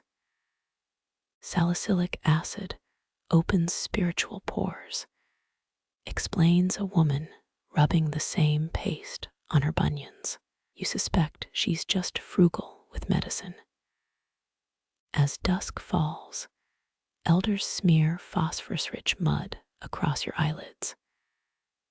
Now you'll see their gratitude, murmurs the braided hair woman. The pond erupts in bioluminescent algae swirls, neon green eddies circling your millet offerings. Frogs glow faintly, their throats pulsing like lava lamps. This why Europeans burned witches. You slur through numb lips. The guide nods. We borrowed the algae from Baltic pagans. Trade routes weren't all silk and spices. Teens float miniature rafts, bearing fermented berry paste downstream. Spirit Uber eats, jokes the Calgura elder, though his hands shake during the libation chant. You're handed a squeaking tree frog to press against your carotid artery. Feel that pulse. Syncs with distant thunder. Living Fitbit. Moths with wings like stained glass swarm the candle shells. An apprentice reveals their bread on lunar potato roots, a tuber that only grows during dry spells. Secret ingredient in the buns, he admits. Don't ask about the bathroom breaks. The drumming intensifies, frenetic beats scattering fireflies into Morse code patterns. Elders pull you into a stomping dance, each step mirroring tadpole wriggles. Archibald Menzies wrote about this in 1794. Pants the guide thought we were mocking his receding hairline. You're too busy avoiding her misrhythmic elbows to care. At midnight, they bury your mud-crusted socks under a lightning-struck pine. Sweat-soaked offerings ground the ritual, claims a man with owl feathers in his beard. You make plans to burn those socks later. The braided woman rubs peat moss on your sunburned neck. Spanish chroniclers stole our storm prayers in 1602, published them as love sonnets. She scowls at the waxing moon, romantic tragedy, my left buttock. As frogs devour the last millet cakes, the guide presses a cold stone into your palm. Petrified bezoar from a Jesuit's goat, she says. Great for rain guilt trips. You pocket it, wondering how many historical artifacts you've unknowingly swallowed tonight. Dawn finds you picking algae from your hair, the pond now still and judgmental. Teens repurpose offering bowls as cricket traps. Circle of life, shrugs the Kelgura elder, lighting a cigar with ceremonial tinder. The first thunderclap sounds distant, but pleased your socks, already sprouting fungal gratitude beneath the pine. The sulfur dawn stings your eyes, or maybe it's yesterday's ritual algae still clinging to your lashes. You toe the sprouting fungi where socks were buried, their cotton, corpses now blackened and fruitful. A bullfrog glares from a rotting log, its tympanum pulsing like a panicked clock. Rain isn't coming anymore, it's already here. Fat drops crater the pond, forcing frogs into frantic congress. They spill over banks in undulating waves, a slimy exodus uphill. Your guide materializes with a dripping sombrero woven from bulrushes. Follow the refugees. They're better geologists than your MIT grads, she says, tossing you a bark torch that smells of fermented pine resin. You slosh through mud already alive, with retreat, frogs leaping over your waterlogged boots. 19th century Chilean tax records mention entire villages, saved by tracking these migrations before flash floods. The ink's faded, but the survival stats, crystal clear. A juvenile frog rockets up your pant leg, its cold belly skittering across your kneecap. You shake it loose, nearly braining the guide with your sputtering torch. Careful with the future meteorologist, she chides, plucking the dazed amphibian from a puddle. It pees copiously on her palm, an act she calls keystone species sarcasm. Marsh crabs skitter sideways through the retreat, their claws clutching stolen frog eggs like forbidden dumplings. You spot a vole paddling a lily pad raft its whiskers twitching in betrayal. Slopes grow steeper, the frog river now diverging around boulders. Rotting ferns reveal hand-carved channels, ancestral flood routes maintained through generations. A teen in otter pelt waders shouts over the downpour. They added these spillways after the 1575 quake rerouted 6 rivers. Work smarter, not harder. His grin vanishes as a tree trunk torpedoes past, roots still clutching placental mud. The guide forces a bitter root into your mouth, fibers fraying like wet rope, keeps your ears popping during pressure drops, she says, though you suspect it's punishment for nearly barbecuing her earlier. Frogs bank left, avoiding a seemingly innocuous gully. You're about to question the detour when a boulder, the size of a pickup truck, crushes the path behind you, its impact spraying grit into your molars. How'd they webbed toes feel tremors 10 minutes before rocks fall? She interrupts, spitting out a flake of mica. Google Earth can't do that. Her smirk falters as you both notice a lone frog swimming upstream, defying the exodus. Its back legs drag unnaturally, a thread of algae lashed around bloated thighs. Historians still argue whether such dissenters were considered brave or blasphemous. You're spared deeper philosophy when the guide tackles you into a thorn thicket, a mudslide obliterating your former footprints. She yanks a fistful of poison ivy for makeshift bandages. Napalm's safer. You croak, tongue still fuzzy from mineral paste. The rain slackens its job done. Frogs congregate on a lichen-crusted plateau, their collective croaks coalescing into a sound like creaking ship hulls. The guide inspects a gargantuan female urinating on a patch of leverweed. They fertilize landslide barriers, smarter than Congress, she mutters. You count 17 distinct migration paths etched into the hillside, each groove polished smooth by centuries of panicked bellies. A rusted tobacco tin protrudes from the muck, its interior crammed with 1940s weather telegrams. Great-grandpa's API, the guide says, wiping sludge off a brittle page. Frog counts versus rainfall measurements doodles in the margins.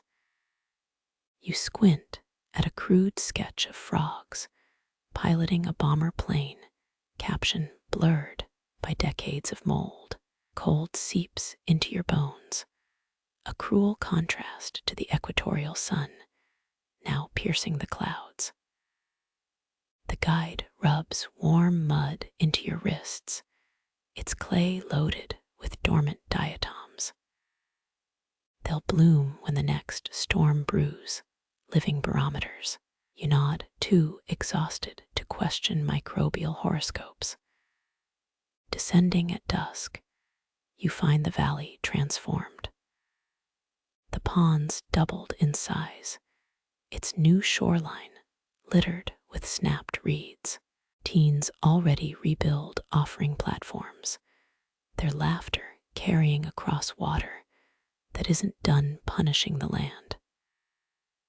The Calgura elder presses a frog-shaped eraser into your palm.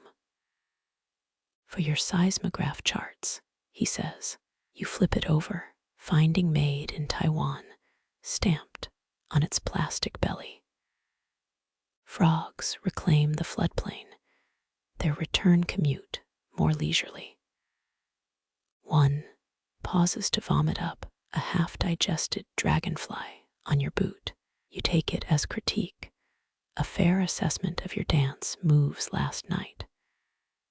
The guide lights 2 cigars, offering one to the muck. It sizzles where the stream's still hungry.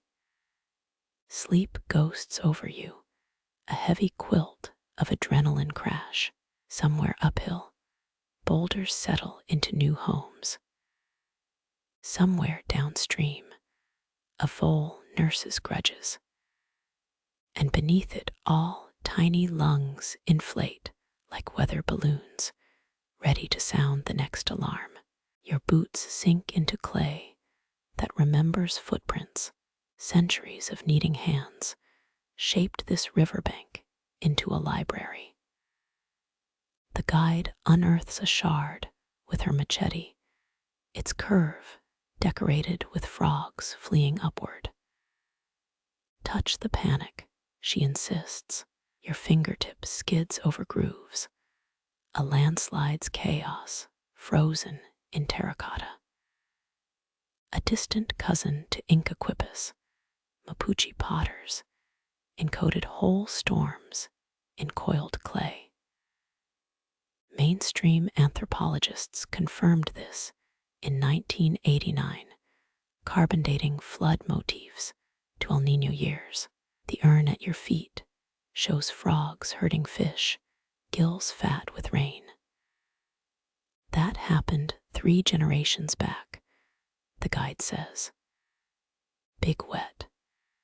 You scoff at a crude carving, frog legs protruding from a thundercloud like cartoon missiles. She slaps your wrist. Elders mixed powdered toad bones into the clay, kept the weather honest. The gritty surface does feel alive, tiny granules biting your palm. Historians still argue whether these were meteorology logs or matching grant proposals to storm gods. A mossy amphora cracks open underfoot, spilling obsidian flakes and a mummified mouse. Oops, you mutter. The guide groans. There goes Auntie Milka's dowry. She reassembles the fragments, pointing at hatch marks along the rim. 27 days of rain, the 38 catastrophe. Frogs moved into church rafters. Night brings glyphs to life under UV phone light, luminous lichens blooming in spiral patterns. You trace a frog mid-croak, its tongue lashing a comet. That's Halley's 1835 pass, the guide notes. Worst droughts followed. Coincidence? Archaeoastronomers throw chairs over this. Her thumb rubs a smudged line. See these tadpoles. Biologists found eggs preserved in the clay. Their DNA holds ancient humidity levels. You squint, realizing the speckles aren't decoration, but fossilized spawn. A museum would kill for this slurry. You're sitting on tenure-track mud. Dawn reveals the truth. Every puddle hears a broken pot's ghost. Modern replicas dry on racks. Local teens pressing rubber frogs into wet clay. Traditional methods, one says, holding up a mold labeled I Heart Suit NY. The guide inspects their work. Missing the panic, add more leg. You pocket a shard, glazed with unintended beauty, kiln ash and desperation, fused under rain's rhythm. The clay hums against your thigh, its song lower than the frogs outside. Or maybe that's your stomach, starved since breakfast. Moonlight silvers the dig site, turning pottery mounds into a lunarscape. A gecko licks minerals off a frog glyph, its tongue clicking against forgotten prayers. You finally ask the question haunting you, did it work? The storm predictions, The guide smiles, flipping a shard to reveal modern graffiti beneath a circuminous 1,992 tsunami warning. Someone's carved a laughing frog holding an umbrella. The guide's flashlight beam lands on your watch, the green digits screaming midnight. You crouch by a pond crusted with foam. Each bubble popping releases a microburst of frog stink. 12 males heap atop a half-submerged log, their throats ballooning like translucent balloons. The first croak hits a bass note that rattles your sternum. Soon the whole marsh becomes a dissonant orchestra, some calls sharp as barked orders, others gurgling like choked drains. Your eardrums flutter, a biological betrayal. The guide hands you 2 waxy leaves. Chew these, Jelly-Hewen stops the ringing. The pulp tastes of burnt tires and childhood licorice. It works your hearing, now muffles human speech, but sharpens amphibian frequencies. You realize the racket isn't random. The frogs synchronize into waves. One group belts sustained notes, while others pant rhythmically, a call-and response older than agriculture. Mainstream bioacoustics confirmed it in 2015. Chorus volume spikes precede pressure drops by 3 hours. You unzip your pack. The decibel meter's needle already dances in the red zone. 89, 94, 97. The guide slaps the device. No machine needed, feel your jawbone hum. She's right, your molars vibrate like tuning forks. The ground thrums, centuries of decomposed frogs kicking in their peat graves. A rogue wave of sound knocks you sideways. Or maybe that's the 3 cups of fermented might, broth you drank at dusk. Either way, your knees meet mud as the amphibian aria peaks. The log crew's leader swells to twice his size, a jiggling maestro conducting chaos.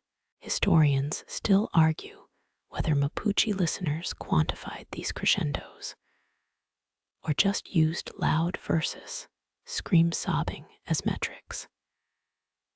The guide yells over the din. Her voice arrives clipped and tinny. Check their backs. You shine your light. 47 frogs glisten with mucus trails. Their dorsal stripes align northwest, an angled sheen mirroring wind patterns. One hops onto your boot, its sides pulsing like overworked bellows. He's arrowed to the storm, she says, lungs pumping the tempest closer. Quirky fact: Cold War eavesdroppers mistook these choruses for Soviet sonar tests. Declassified memos reveal panic in 67. You picture submarines surfacing here, crews baffled by frog saboteurs. The guide lobs a pebble. It arcs through a vocal sac mid-inflation. The deflated croak sounds like a whoopee cushion dying. She snickers. Our ancestors' first joke. Silence slams down, so abrupt your ears pop. The frogs sit motionless, air thick with unsung warnings. Even mosquitoes freeze mid-bite. Your decibel meter plummets to 32 library whispers. The guide grabs your wrist. Too quiet means trouble. Storms sprinting here now. She's already retreating uphill. The frogs sudden hush louder than any siren. Your last glance back catches them fleeing, plops echoing through reeds like dropped coins. One holds position, the stubborn soloist. His final note shreds the calm, a wet trumpet blast soaked with defiance. Raindrops hit as you jog, each impact timed to his fading croak. The storm's arrival feels earned, an encore demanded by a million froggy throats. Dawn cracks open a sky scrubbed clean. Last night's storm left puddles glinting like shattered mirrors. You kneel, fingers brushing dew-laden grass, expecting the earthy kiss of pending rain. Instead, your skin stings. The moisture clings acidic, bleach fumes disguised as morning gifts. The guide scowls at your puzzled face. False dawns bleed sweet lies, learn to taste the betrayal. She pinches a wilting fern, its beads of dew rolling like mercury. Real storm tears cling thicker these. She flicks a droplet at your cheek. Ghost sweat. A shriveled frog emerges from mud, its throat pouch deflated like a punctured whoopee cushion. It croaks once, a sound so parched it rattles your molars. You recall reading about 1891, the year of hollow dew, when 80 Mapuche villages starved, chasing phantom storms. Moisture fattened crops for 14 days, then vanished like sand through fingers. Modern meteorologists blame microclimates, pockets of trapped valley air mimicking monsoons. The guide snorts. Sky tricks aren't new, just better liars now. She scrapes dew into a leaf cup, offers it like poisoned wine. Trust your tongue. The liquid sears, battery acid cut with sour milk. You gag. Rain-starved dew sucks metal from soil, tastes like greed. True storms, she explains, leave water that sings on the palate. You don't ask how liquid sings. Your uvula's already composing operatic protest. A breeze ripples the pond, surface tension, fighting to hold shape. Froglets bob belly up, tiny corpses rejecting the charade. Their gills sense truth, the guide mutters. Sacrifices to false gods. Historians still argue whether morning dew rituals honored frogs or just recycled dishwater. You side with dishwater, the aftertaste lingers like regret. Quirky footnote. Victorian explorers documented whether spiders here, their webs strung with dew pearls predicting drizzle. Turned out, the spiders were drunk on fermented eucalyptus sap, weaving haphazard warnings. The guide mimics their lopsided gait, stumbling into a fern. Better forecasters than Brits with barometers, she cackles. You spot ant armies retreating uphill, gauging their panic like stockbrokers reading ticker tape. Termite mounds stay sealed, insect corkboard trapping safe air. The guide prods a cracked chrysalis. Moths timed wrong, 2 days early means 2 months dry. Nature's schedules unravel, a climate clock missing cogs. Sweat trickles down your ribs, noon heat mocks the dewy start. Your canteen's tepid swill tastes better than dawn's metallic gift.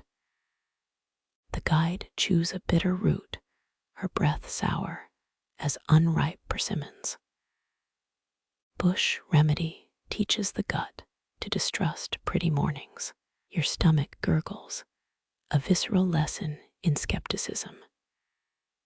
Shadows stretch, the promised storm never comes. Dust devils whirl where puddles flashed at sunrise. That stubborn frog still croaks, its voice cracking into gravel. You wonder if it's begging or cursing. The guide reads your face. Both same thing in drought times. She kicks a stone, it skips over baked mud instead of water. Tomorrow we check spider sobriety. You nod, mouth too dry for jokes. Somewhere, a moth hatches inside its sealed tomb. Its wings beat against clay, a futile metronome counting dust days. Winter's fist squeezes the marsh tight, every puddle locked under glassy armor. Your breath hangs, a frozen comma mid-sentence, as the guide drives her pickaxe downward. Ice shrieks the sound of 1,000 chipped teeth. 3 strikes, then black water bleeds through the wound. Something pale drifts below a leaf. A stone, the guide's calloused hand, plunges in, emerges, cradling a frog stiff as grudges. Its skin gleams like polished jade, frost etching fractal patterns across dormant flesh. Still kicking, she mumbles, pressing a thumb to its chest. 12 seconds pass, 1 heartbeat, a muffled thud you feel through her fingertips. You remember old texts mentioning this 16th century Mapuche ice cellars, storing torpid frogs like living almanacs. Researchers confirmed it in 2005. Frogs survived 72 days frozen at -4 degrees. The guide laughs wetly, snot freezing on her upper lip. White coat fools we've known since rocks were soft. A tinny beep breaks the silence. Your digital thermometer protests the cold. -10 Celsius. Yet the frog's cells avoid ice crystallization. Scientists call it cryoprotectants. The guide calls it winter spit. She spits for emphasis. The globule crackles against ice like a pop rock snack. Your turn. The frog sits in your palm, a paperweight carved from Arctic dreams. Its pupil, a slit wider than summers allow, reflects your nose, glowing Rudolph red. Check under the tongue. The guide orders. You peel back its jaw, find a moss-green sac, pulsing once, twice. Larder, she says, fattened on beetles before freeze-up. Historians still argue whether these checks were survival tactic or sacred ritual. Your voting ritual. No one endures frostbite for practicalities. The guide rubs her stubbled scalp, icicles clinking in her dreadlocks. Great Granny said they dreamt future storms, winter visions in slow motion. A weird footnote, 1920s. Antarctic explorers tried packing frogs as emergency thermometers. All croaked before reaching icebergs. Turns out Mapuche-bred frogs have special gut bacteria, a frozen yogurt culture of survival. The guide mimics penguin waddling her boots, skidding on ice. Frostbites quicker than dysentery, smart trade. You probe the whole, fingers numb past aching. Second frog, a mummified-looking elder with one hind leg missing. The guide nods approval. Old warriors retire here. Their slow hearts track thaw's approach. 14 seconds between beats. Now, winter's pendulum speeding up. Clouds belly dance overhead, snowflakes spiraling like dandelion fluff. The guide licks one off her wrist. Bad practice tastes like bird farts. She's right, it carries the tang of high-altitude ozone. Storms brewing, but frog-thick ice says not today. Your thermos produces lukewarm misery, bitter yerba mate glued to the lid. The guide unscrews a hip flask, offers liquid that smells like burning tires. Fern sap vodka melts tongue ice. You decline.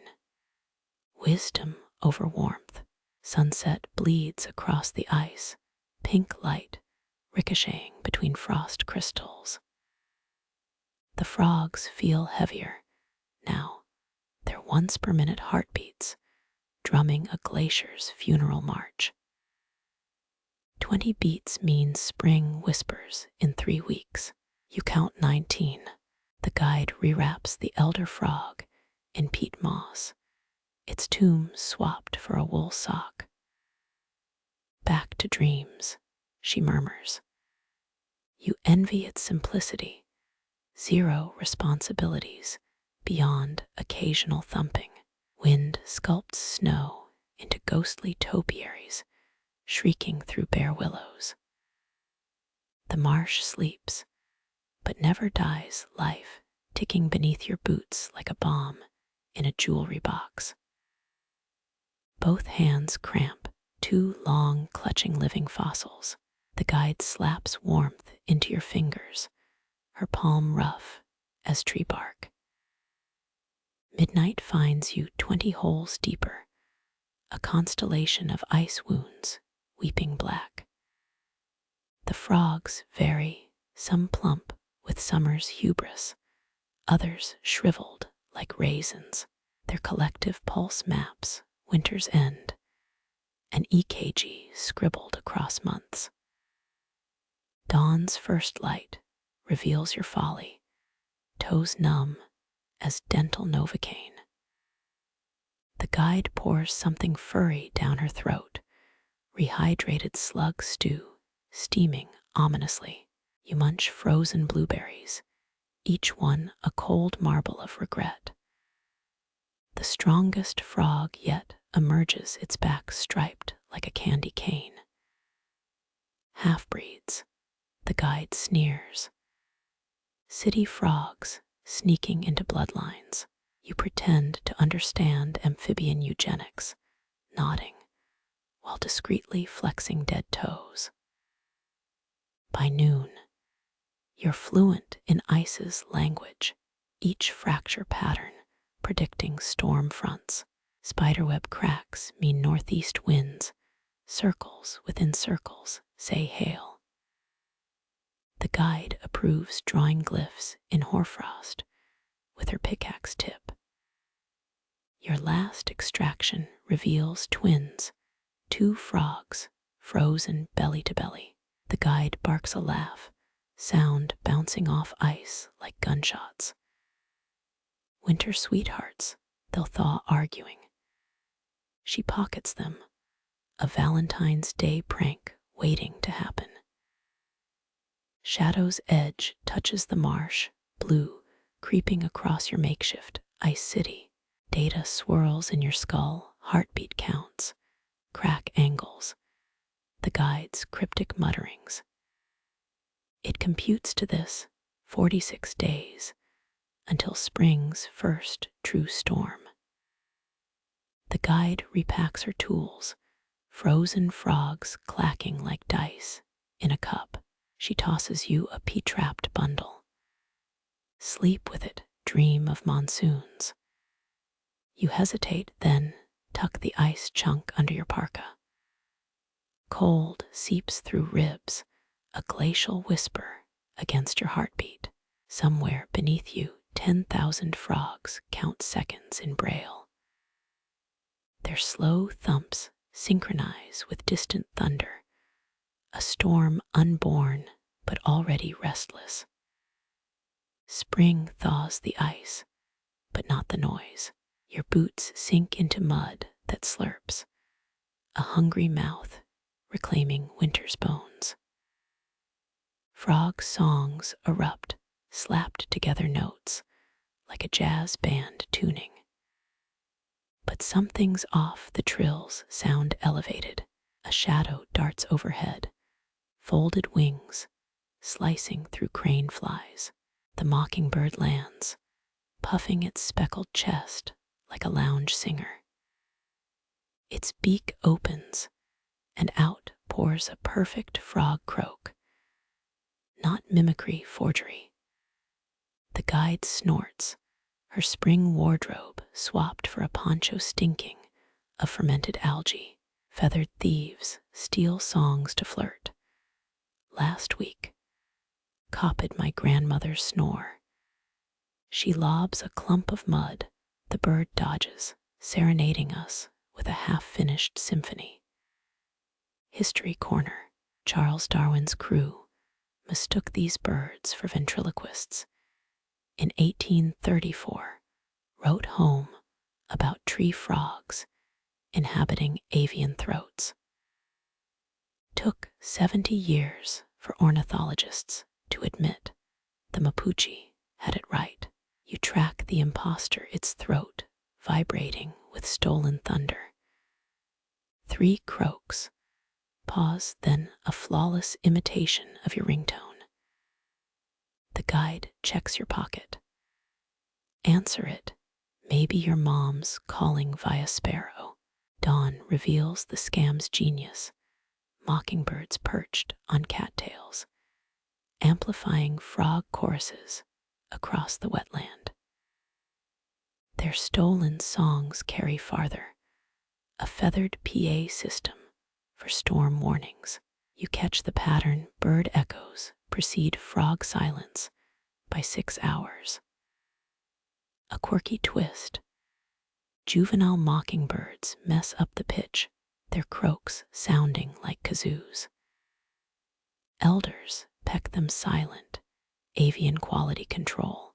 The guide mimes conducting her stick slicing air with the precision of a metronome. You're decoding duets, now frog trill at ground level, mockingbird echo from the pines. Their combined frequencies thrum in your molars. A subsonic weather report. Historians still argue whether this is cross-species teamwork or nature's greatest plagiarism racket. The guide proves collaboration, offering mealworms at a bird perch. A mockingbird swoops, snatches the treat, then belts a perfect replication of the local storm crow's alarm. Payment, she smirks. They'll sing anything for snacks. Rain threatens the air, thick with petrichor's sweet stink. Frogs dive, their final croaks cut mid-note. Mockingbirds take over, repeating the last warnings in double time. You count the stolen syllables, each repetition compressing the forecast. Sunset brings avian stand-up comedy. A starling mimics a frog choking. The guide pelts it with reed seeds. Save the jokes for open mic night. Night vision goggles reveal secret handoffs. A frog croaking up at a moonlit branch. The mockingbird nods, spreading alerts to neighboring valleys like a feathery telegraph. You half expect tiny scrolls in their talons. Dew-soaked dawn uncovers the dark side, mockingbirds bullying frogs for their best songs. One feathered punk snaps at a bullfrog's leg, demanding an encore. The guide intervenes, flicking the thief's tail feathers. No requests, play the hits as written. A surprise guest, a parrot, joins the chorus.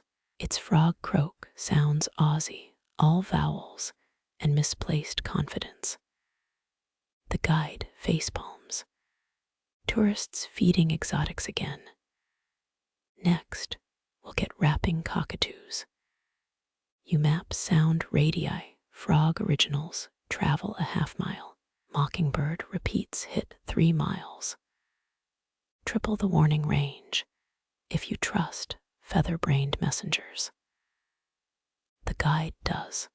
She's stringing tin, cans between trees, DIY amplifiers for the avian network. Storm clouds bruise the horizon, the air crackling with stolen predictions. Frogs hunker their work done. Mockingbirds go hyper, relaying alerts in every dialect. You hear your own voice echoed back, yesterday's yawn turned tempest harbinger. The first raindrop hits, a cold period on this muddy sentence. Birds retreat, their plagiarism washed away. Frogs resurface, blinking at cleansed skies. The guide wrings out her hair 80% rainwater, 20% fermented algae tonic. Your final tally: 614 frog-to-bird transmissions, and one confused duck quacking in Morse code. The guide awards you a mangled feather. PhD in featherweight meteorology. Frame it next to your student loans. Thunder fades, leaving behind Earth's perfume and a deafening silence. Somewhere, a teenage mockingbird practices falcon cries, half-hearted attempts at career diversification. The guide sprays it with her water bottle. Stick to the classics, kid. You exit the marsh, souvenir feather poking from your pocket. Behind you, a perfect imitation of your departure.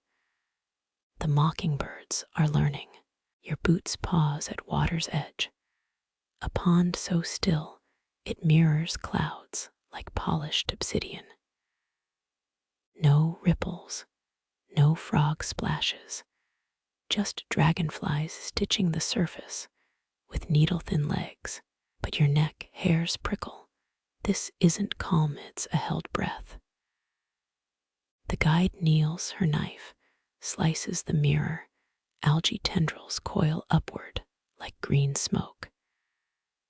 Still water lies, frog ankles know first. She points. A dozen amphibians twitch on lily pads, their legs jerking as if shocked by invisible wires. 18th century, British sailors recorded this phenomenon, logged dead ponds before hurricanes, even with clear skies.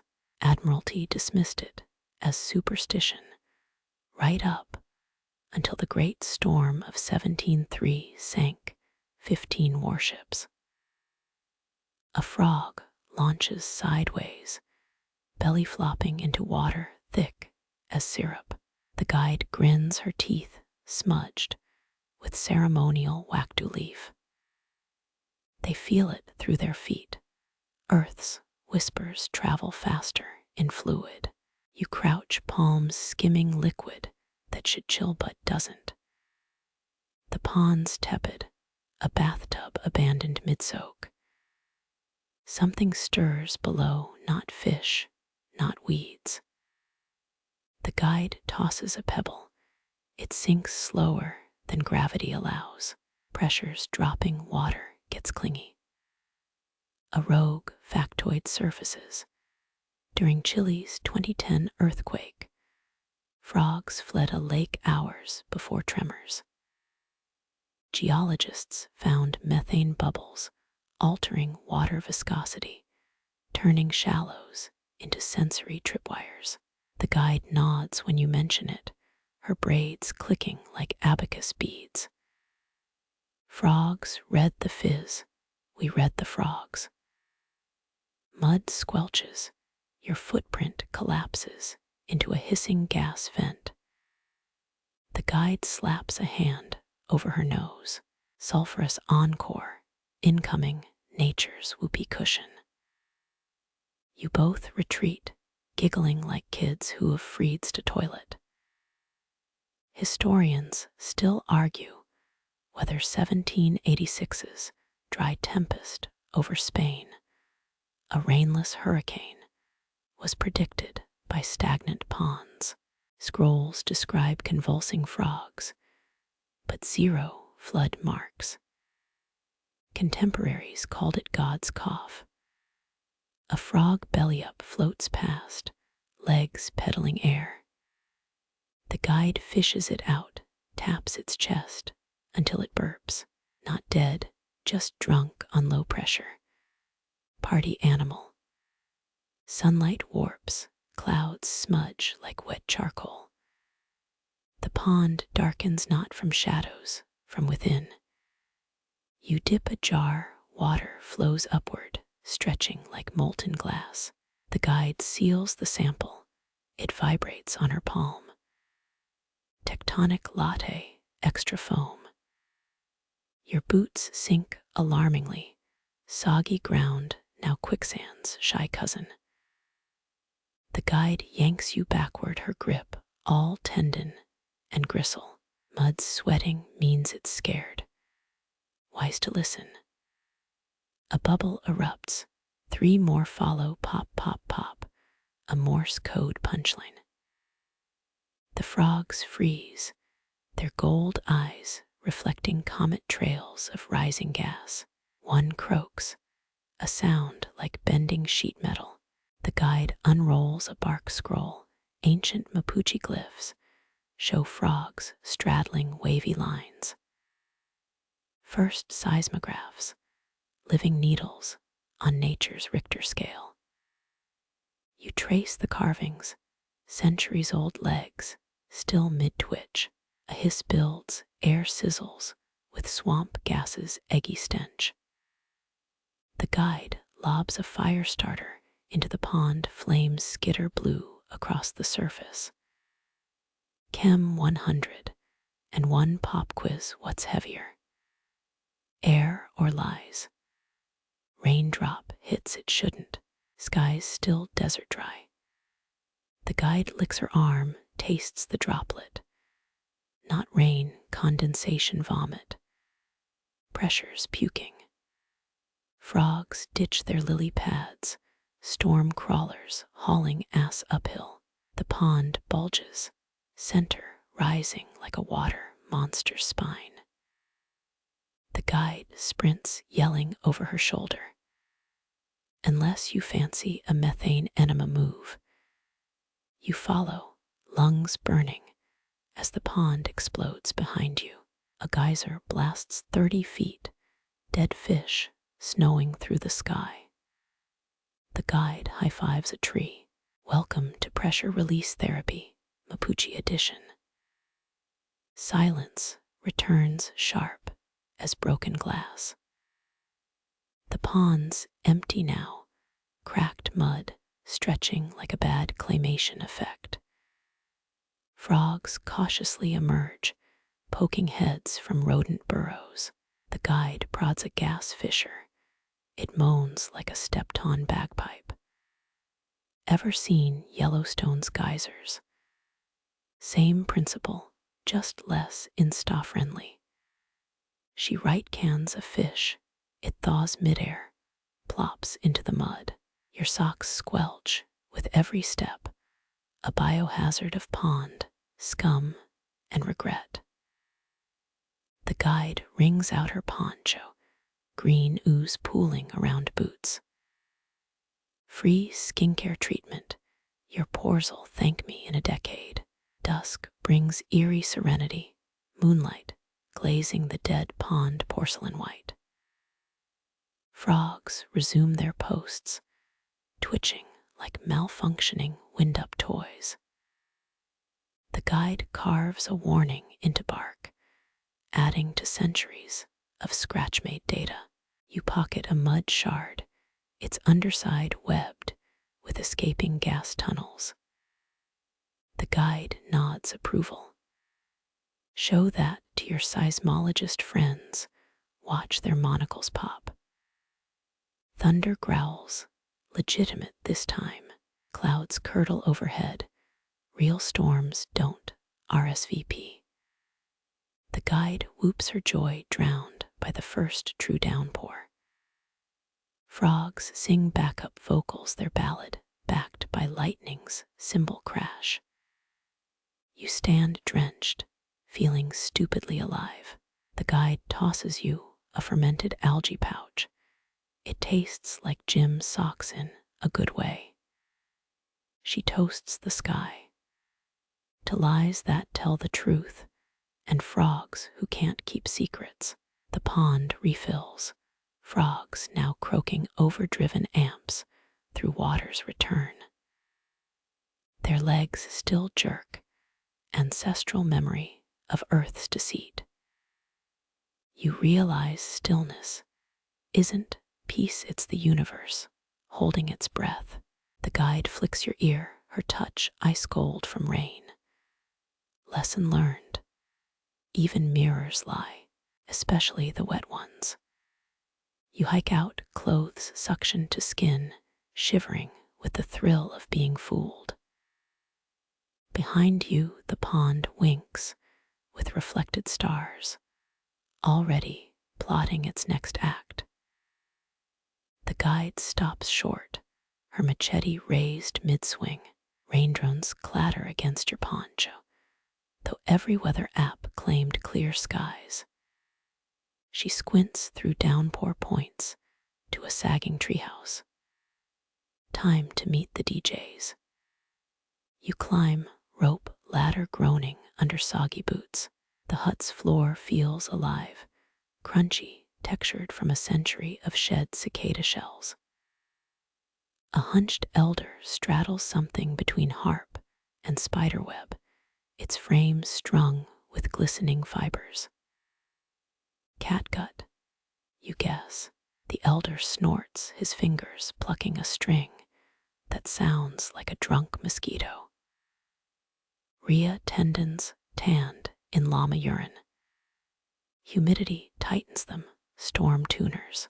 16th century European luthiers used sheepgut for violins. But Mapuche storm harps predate Columbus by 3 generations. Your fingertips brush a string. It thrums like a plucked nerve. The elder slaps your hand away. They're not toys, they're barometers with benefits. A 1942 journal surfaces in memory. Allied radar engineers, hearing weather interference they called ghost orchestras. Nobody told them Chilean partisans were plucking tendon harps to track Pacific squalls.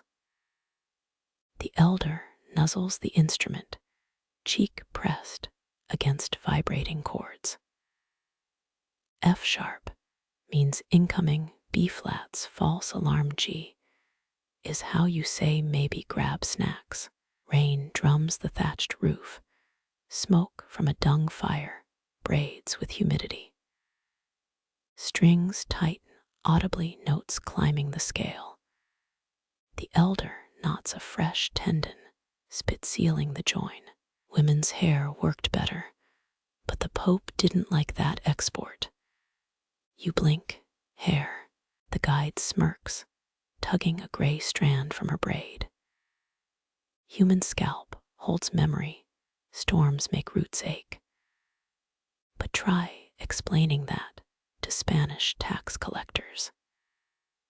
Historians still argue whether pre-Incan Chimu metalworkers made thunder simulators. Copper lyres found in tombs could have been ceremonial or meteorologic. Carbon dating's useless on alloy that pure. The elder plucks a dissonant chord. It lingers like toothache. Hear that warble.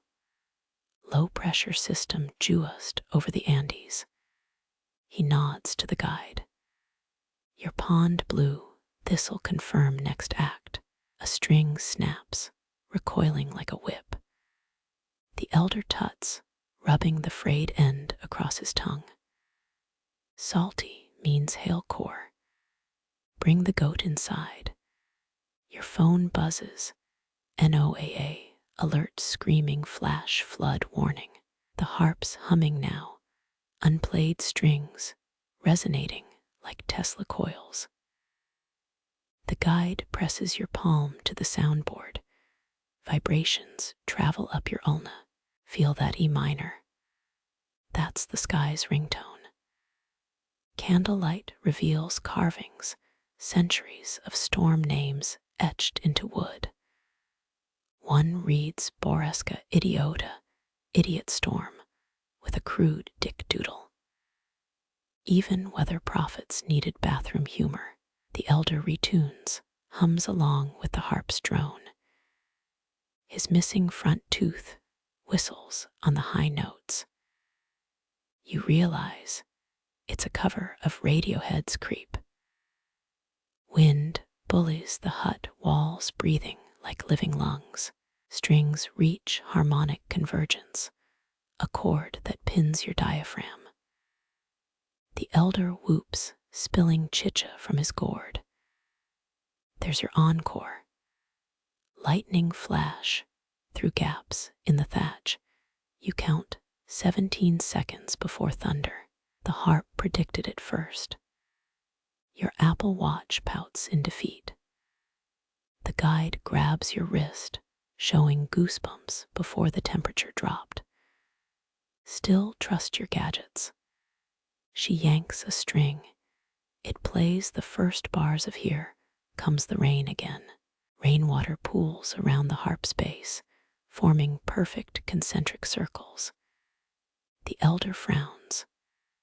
No good should be zigzags. Ah well, nobody's perfect. A donkey brays outside, its cry harmonizing with the harp. The elder nods sagely. Best duet since Simon and Garfunkel. Dawn leaks through the walls, golden light revealing the harp's shadow on the floor. It mimics a satellite, weather map, pressure systems drawn in negative space. The guide traces isobars with a chewed fingernail. Old school magic 8-ball with better accuracy. You leave the hut, ears still ringing with phantom notes.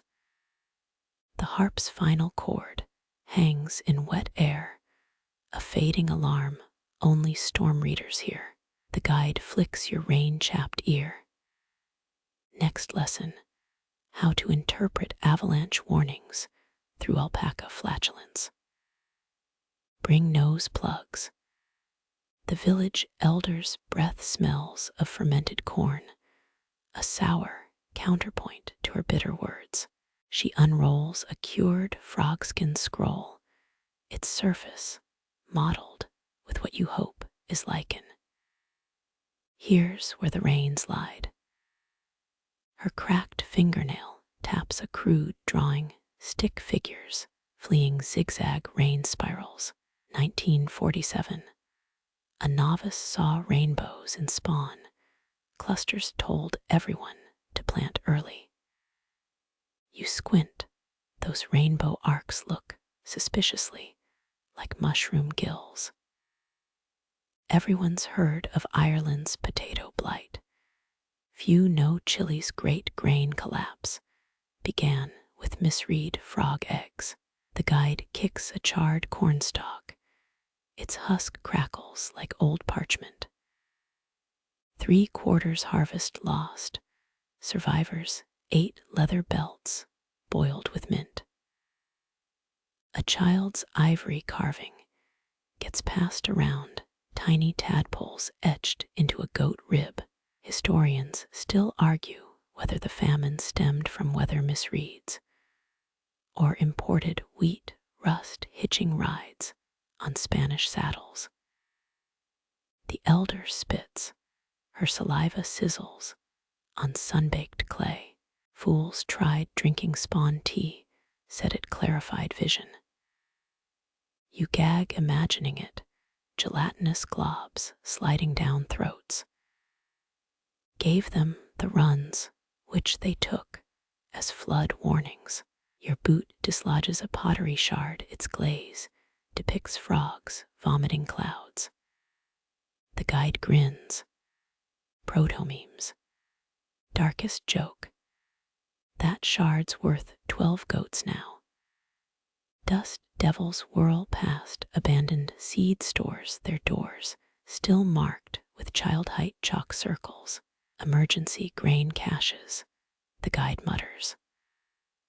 Locked because someone thought squirrel hordes meant bountiful harvest. A weathered bone flute plays, its notes imitating raindrops. The elder claims it's the exact melody played during the fatal misforecast. You recognize the tune. It's singin' in the rain slowed to a dirge. Moth-eaten tapestries show frog processions, but the weaver mixed up species. Tree frogs led the march instead of marsh croakers, a fatal casting error. They're method actors, the guide deadpans. Wrong habitat, wrong script. Your canteen water tastes metallic, like blood from bitten tongues. The elder nods. That's the aquifer's memory, 3 generations of regret seeping through limestone. A boy runs past his kite string threaded with desiccated spawn sacks. Local PSA project, the guide sighs. Kid's great-grandpa was the novice. The kite jerks. A sudden gust almost yanks him airborne. Sunset paints the ruins orange, shadows stretching across failed irrigation trenches. Archaeologists found 17th century prayer sticks here, carved with apologies to amphibians. One inscription translates to "Our bad you tried." Mosquitoes swarm your neck, their buzz syncing with the elder's droning chant. She claims the insects remember that disaster year feasts made their ancestors drunk on bloated livestock. The guide presses your palm to a sun-warmed boulder. Its fissures form a perfect tadpole shape. Nature's rubber stamp her way of saying, read the fine print. Stars emerge sharp as bone needles. The elder points to a smudged constellation. We call that one the deceived child carrying an empty basket. Light pollution hides its tail. Only 3 stars remain visible. Night brings phantom humidity. Your skin prickles though the air's parched. The guide swears this happens every anniversary collective muscle memory of that doomed rainy season. Coyotes howl in the distance, their cries bending around the valley's silence. The elder tosses a jade frog figurine into the dark no splash follows. Still waiting for the rain they promised, she shrugs. Any century now, your sleeping bag crunches. You shake out 6 dried spawn pods. The guide tapes one to your forehead, smirking. Alarm clock bursts 24 hours before real storms. Disclaimer may attract hungry parrots. Dawn reveals carved warnings on every surface, frog glyphs crossed with slashed circles. The newest graffiti, a spray-painted amphibian wearing glasses. Progress, sort of. The elder gifts you a thimble-sized canoe carved from the novice's rib bone. To navigate bullshit, she croaks. It floats in your canteen, spinning endlessly like a confused compass. Miles later, you spot a shrine made of broken barometers. The guide lobs a rock at it. Glass shards tinkle like wind chimes. Old habits die hard histories, just a cycle of fuck-ups with better fonts. Your pocket vibrates. The spawn pod disintegrates, leaving a mucus trail down your thigh. Thunder rumbles, 37 seconds away. The guide nods. Told you most honest techs, still mucus-based. The spawn pod's slime oozes toward your knee, warm as fresh blood.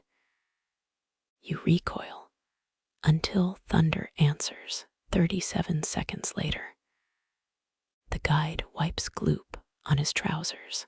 Told you hungry skies make honest frogs.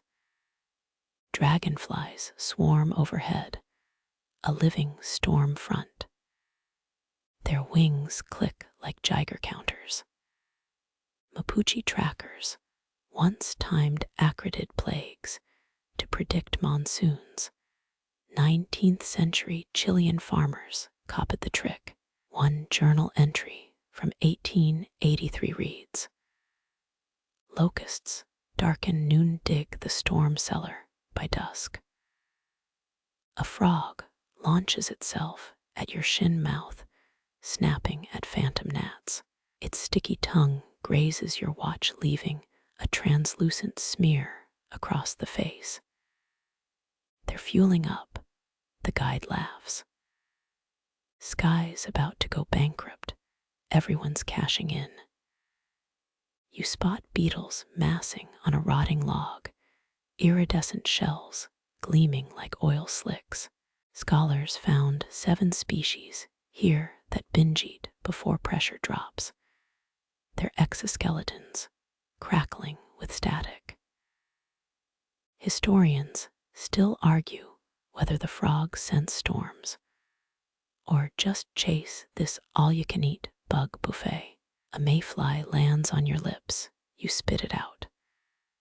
The guide plucks another from the air, pops it in his mouth. Emergency rations taste like burnt hair with wings. He offers you one. You decline politely. The marsh becomes a buffet line. Frogs pile onto lily pads, gulping moths mid-flight. One bullfrog's throat balloons, a living grocery bag stuffed with 6 beetles and a damselfly. You count 11 swallows, its gut now dragging through duckweed. Wind carries the stench of wet fur, a clue modern meteorologists miss. Otters dive deeper before storms, the guide explains. But frog eating's quicker and less otter-bitey. You make a note, add mustelid aggression to your risk assessment. A winged ant queen bashes against your temple. Her swarm follows like a barbed wire cloud. The guide fans himself with a fern. Mating flight's nature's way of saying, stock up on antihistamines. Your notebook page ripples not from breeze but from a million wing beats. Ink bleeds as beetle juice dots the paper. The guide points to your smudged notes. There's your fringe thesis, entomological forecasting through stationary damage. Tree frogs launch kamikaze dives into the insect storm, their sticky fingers snagging craneflies mid-zigzag. One misjudges, slaps into your cheek with a wet splat. The guide peels it off. Free facial exfoliates and preys on mites. A gorged frog belly flops into the water, its shadow bloated like a water balloon. Watch the float time, the guide whispers. Sink rate predicts rainfall duration. Floaters mean drizzle. Sinkers mean drown your grand rainfall. You taste copper. The air's charged enough to tingle fillings. The guide licks a rock, grimaces. Statics up. Frogs'll start doing the electric slide soon. On cue, a toad shimmies across mud, zapping gnats. With each hop, fire ants boil from a mound, their panic obvious even to insect illiterates. They're the OG preppers, the guide says. If ants bail follow their six-legged asses, you're already backing up. Your canteen overflows with drowned termites. The guide calls it bug tea. He sips, winces, sips again. Survival skill also, how Boy Scouts invented kombucha. You stick to rain catch protocol. A spider abseils from your earlobe, its silk line glinting like a fuse. The guide flicks it toward a frog. Relay, race, eight-legged appetizer delivery. The frog snaps silk wraps around its snout. Or not. Dusk brings colder bloodsuckers. Mosquitoes drill through your shirt collar. The guide rubs mud on his neck. Bugs tonight will be biblical better enroll in a seminary. Clouds swallow the moon. The marsh goes wiretap silent. Then clicks. 1,000 armored wings closing. The guide freezes. Stag beetle curfew means the real party starts in 5. First raindrop hits a frog's head. It blinks upslope. The guide yanks you backward as the hillside becomes a slimy Jacob's ladder. Frogs ascending toward caves. Their bellies glow faintly, half-digested fireflies lighting the retreat. Hailstones pelt your shoulders, frog-sized. The guide shouts over the din. Last call. Either we run or become part of the buffet. You choose running, praying your sneakers outpace the storm's appetite. Your boots crunch on dead reeds, crisp as papyrus underfoot. The storm's aftermath leaves marshes petrified, cracked mud webbed like aged skin. No croaks serenade the dawn, just wind rasping through hollow cattails. The guide kicks a shriveled frog carcass, its parchment-thin skin dissolving into dust. Silent Springs got nothing on this.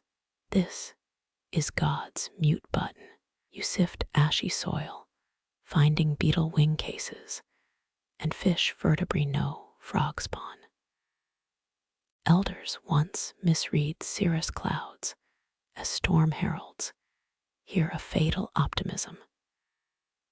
Historians note the Mapuche's 1598 rebellion succeeded during similar droughts, their enemies' horses dying of thirst. Fun fact, the guide mutters. Conquistador armor makes terrible rain dances.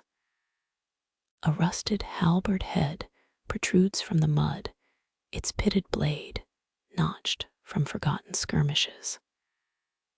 The guide polishes it with his sleeve. Spanish steel great for beheading terrible at weather apps. His laugh echoes too loud in the quiet. Nightfall brings false relief. Crickets chirp once, then choke into silence. You spot elders scratching cloud patterns onto flat rocks, circles within circles. Their charcoal sticks break mid-stroke, powdering symbols meant to summon rain. Archaeologists later found these drought tablets, centuries of weather data warped by desperation.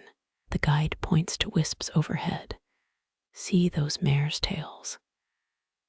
16th century guys saw horsetail plumes, drew the wrong fucking omen. He spits. The saliva evaporates before hitting dirt. You inventory abandoned tools. A cupped gourd for listening to frog hearts now cradling stone dust. Glyphs on its surface show tadpoles morphing into lightning bolts. Scholars still argue whether these were metaphors or literal survival instructions. The guide taps the carvings. Either way, they'd trade this relic for one good monsoon. A child's leather ball rolls from a crevice, its stitching gnawed by rodents. The guide bounces it listlessly.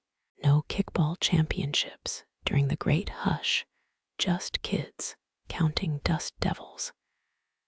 He pockets it, a hollow trophy. Your canteen wheezes its final drops, warm metal kissing cracked lips. The guide licks dew off a spiderweb grimaces, tastes like betrayal, with a hint of arthropod. Moonlight reveals petroglyphs higher up the canyon, stick figures hauling clay urns toward inverted storms. You trace grooves worn smooth by generations of fingers. The guide shines his flickering flashlight. You know, some think these were ancient graffiti tags, weathermen marking turf. A bleached tortoise shell lies in your path. Growth rings tight as famine years. The guide pries it open empty. No oracle bones here, just osteoporosis. Wind funnels through the canyon, a spectral whistle sharpening to a scream. The guide cups his ears. That's not air, that's the sound of 100,000 frogs not croaking. Dawn exposes worse truths. Entire hillsides terraced for cisterns that never filled. The guide kicks a limestone block. They tried engineering their way. Out turns out clouds. Don't do contracts. You find a woodpecker's cache, acorns stuffed into a dead oak, each nut hollowed out by beetles. The guide shakes one like a rattle. Even the squirrels had trust issues. At midday, shadows pool, wrong, leaching upward like spilled ink. The guide squints at the sun. See that halo? Dead shamans called it the crown of thirst. He pauses.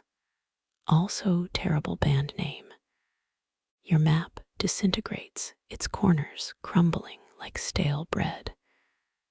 The guide sketches updates in charcoal. Cartography. Tip. When rivers vanish, just draw ghosts of streams. A fossilized grasshopper shatters under your heel, its mineralized legs splaying like tiny catapults. The guide pockets a fragment. Emergencies. Only famine bling for trade. Stars emerge, constellations mocked by the missing Milky Way. The guide names each asterism. There's the scorpion, the empty net, the desiccant. He lies about their coordinates. You don't correct him. In the canyon's deepest cleft, a single petroglyph survives, crooked lightning striking a leafless tree. The guide presses his palm against it. Static clings to his skin hairs, rising like sentinels. They got one prediction right, he whispers, dry enough, and even stone remembers how to spark. The first raindrop hits your neck, a cold needle prick through sweat-crusted skin. You freeze waiting for evaporations, cruel magic trick, but another strikes your eyelid, then a third between collarbones. The guide opens his mouth like a fledgling catching fat droplets on his tongue. Tastes like non-apocalyptic Tuesday, cracks in the mud hiss, thirsty earth drinking what it can't contain. You kneel as water pools around your knees, its surface pocked with frantic bubbles. Clusters of gelatinous eggs materialize, translucent marbles lodged in crevices. 7-year nap time's over. The guide murmurs. Alarm clocks set to monsoon. A mustiness rises, wet clay, and rotting algae battling decades of dust. Frogs erupt from mud like corks, their desiccated bodies reinflating with grotesque pops. One lands on your boot, its mummified skin sloughing off to reveal iridescent green beneath. The guide pokes it. Extreme Makeover, Wetland Edition. Lightning forks, not the bone-white bolts of memory, but bruised purple tendrils. Thunder follows, a bass growl that vibrates your molars. Historians still argue whether the Mapuche's 1598 uprising succeeded due to tactical genius, or Spanish horses slipping in newly formed mud. The guide snorts. Why not both? Rain's the original chaos agent. You spot movement in a newborn puddle, tadpoles wriggling to life, full-formed, no infancy required. Their tails flex with urgency, evolution skipping pleasantries. Fast forward metamorphosis, the guide observes, when you've got 7 years of catching up to do. A drowned scorpion floats past, its stinger still cocked in post-mortem defiance. The guide fishes it out, dangles it over his hat, accessorizing for the rainy apocalypse. Spring collections, all about venomous chic. Rain drums on limestone terraces, filling cisterns abandoned 3 generations back. The guide cups his ear toward a carved channel, grins at the gurgle. Hear that? Dead engineers high-fiving in the underworld. Meteorologists would later measure this downpour at 17 inches in 6 hours, though regional archives mysteriously burned during an 1898 library fire. You wade through calf-deep water, frogs riding your wake like furry commandos. One leaps onto the guide's shoulder, pupils dilating to eclipse black. Look alive, we've got a living barometer here. A hiss rises from the canyon walls, air escaping sealed burial niches in the rock. The guide presses his palm to wet stone. Pressure equalizing, like the Earth's taking its first deep breath in a decade. Your pocket vibrates, the fossilized grasshopper shard humming against your thigh. The guide barks a laugh. Emergencies here trade that bling for floaties. You glimpse shapes in the deluge, shadow, frogs the size of mastiffs dissolving when you turn your head. Rain ghosts. The guide shrugs. Folks say they're guides for tadpole souls, or maybe just bad tacos digesting. Morning reveals carnivore evidence, puma tracks pressed into sodden banks, fresh scat full of amphibian bones. The guide prods it with a stick. Circle of Life's back on schedule. Grab your front row seats. By noon, the marsh exhales, a fog carrying luminescent spores. They cling to your cheeks, leaving bioluminescent streaks when you wipe them. The guide licks his arm gags. Tastes like glow stick juice minus the fun. Archaeologists later carbon-dated reed baskets reappearing in the silt, their fibers miraculously intact. One holds petrified corn cobs, now sprouting tentative roots in the muck. The guide arranges them into a smiley face. Agroterrorism, circa pre-colonization. A rogue wave of frogs sweeps past, thousands riding the current with military precision. Their synchronized croaks form a subsonic drone rattling your ribcage. The guide shouts over the din, nature's heavy metal band. Mosh pit starts at the stagnant pond. Raindrops morph mid-fall each bead, encapsulating a winged termite's final flight. You catch one on your tongue. It bursts into earthy bitterness. The guide mimics. You spits immediately. Diet tip: free protein, questionable aftertaste. The National Geographic Society once dismissed accounts of instant marshes as hoaxes, until their 1913 expedition found champagne bottles full of preserved frogs near Santiago. You uncork a floating bottle, release its mildewed cargo. The guide toasts to the original influencers, amphibian edition. Dusk brings discordant silence, the rain slackening, frog choruses ceasing mid-croak. You see them freeze, tiny faces tilted upward, throat sacs quivering. The guide stills. Heads up, a finale's gonna be loud. The skies detonate, a hailstorm pelting the marsh with marble-sized ice. Frogs dive bomb into mud, their rears wiggling like inverted umbrellas. One rebounds off the guide's forehead.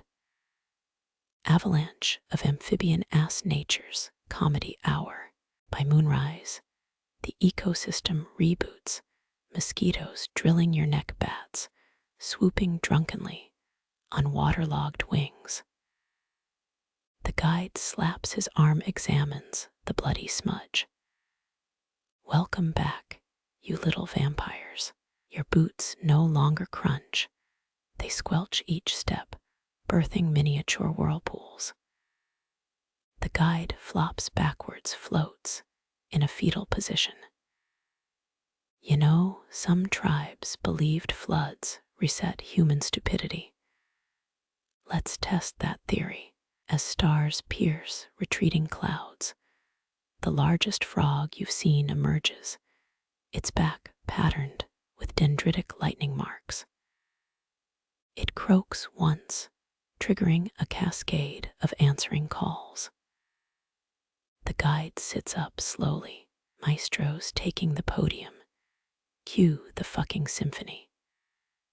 Your palm hovers over the satellite tablet, its glowing map pulsing red, where frog choruses crescendo.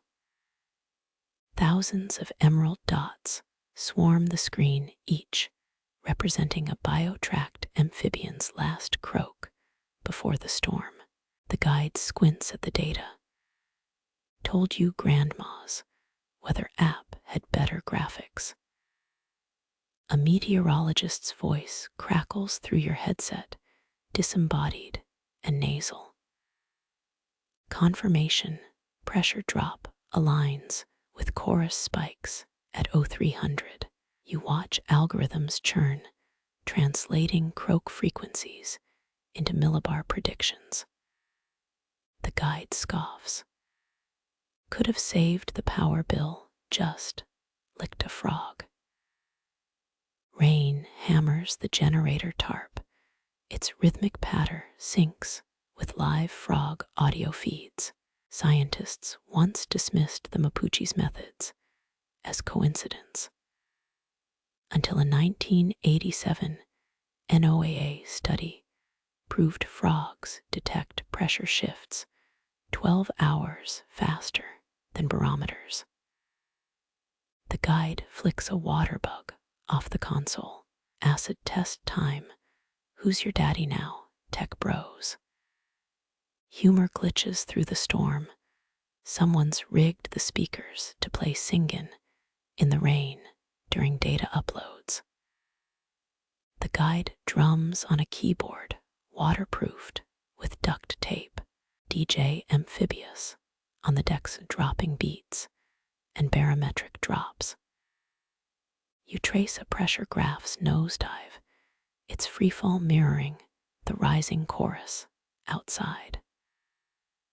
Archaeologists still debate whether pre-colonial storm priests used resonance chambers in limestone caves, or just had really good ears. The guide yawns. Why not chuck a rock? Science says maybe. A junior researcher slips face splints into a mud puddle brimming with eggs. His headset floats, still transmitting the team's laughter. The guide helps him up. Congrats, you've been baptized by the Church of Clumsy Fieldwork. Lightning strobes the lab tent, revealing century-old bark maps pinned beside Doppler screens. One depicts a frog with arrows pointing to its throat sac labeled skies, tongue in weathered ink. The guide taps the glass. Original infographic, still slaying after 400 monsoons. Your boot crunches something, a USB drive half buried in sludge. The guide wipes it on his shirt. Let's see either someone's dissertation or frog OnlyFans. It loads, a boutique app combining satellite feeds with live croak analysis. Inventors claim it prevents meteorological FOMO. Emergency alerts blare as gridlines dissolve, the storm jamming GPS signals. The meteorologist's voice phrase, switching to ancillary data streams. The guide yanks cables, plugs a mic into a dripping frog, statue's open mouth. Ancient stone meets chrome tech howls of static resolve into clear audio. Someone whispers praise to the statue's mossy lips. The guide smirks. Tech supports oldest ticket. Have you tried ancestor worship? Dawn reveals a truce. Drones hover above ponds, filming synchronized frog throbs. Elders nod at screens showing infrared brood clusters. A teenager mutters, "This is bullshit. TikTok filters are way harder." The guide tosses him a mud clod. Kid, your filters don't predict flash floods. You spot a flaw in the fusion. Algorithms ignore lunar phases crucial to traditional forecasts. The lead scientist scratches his beard. Munglow's not in the parameters. The guide shrugs.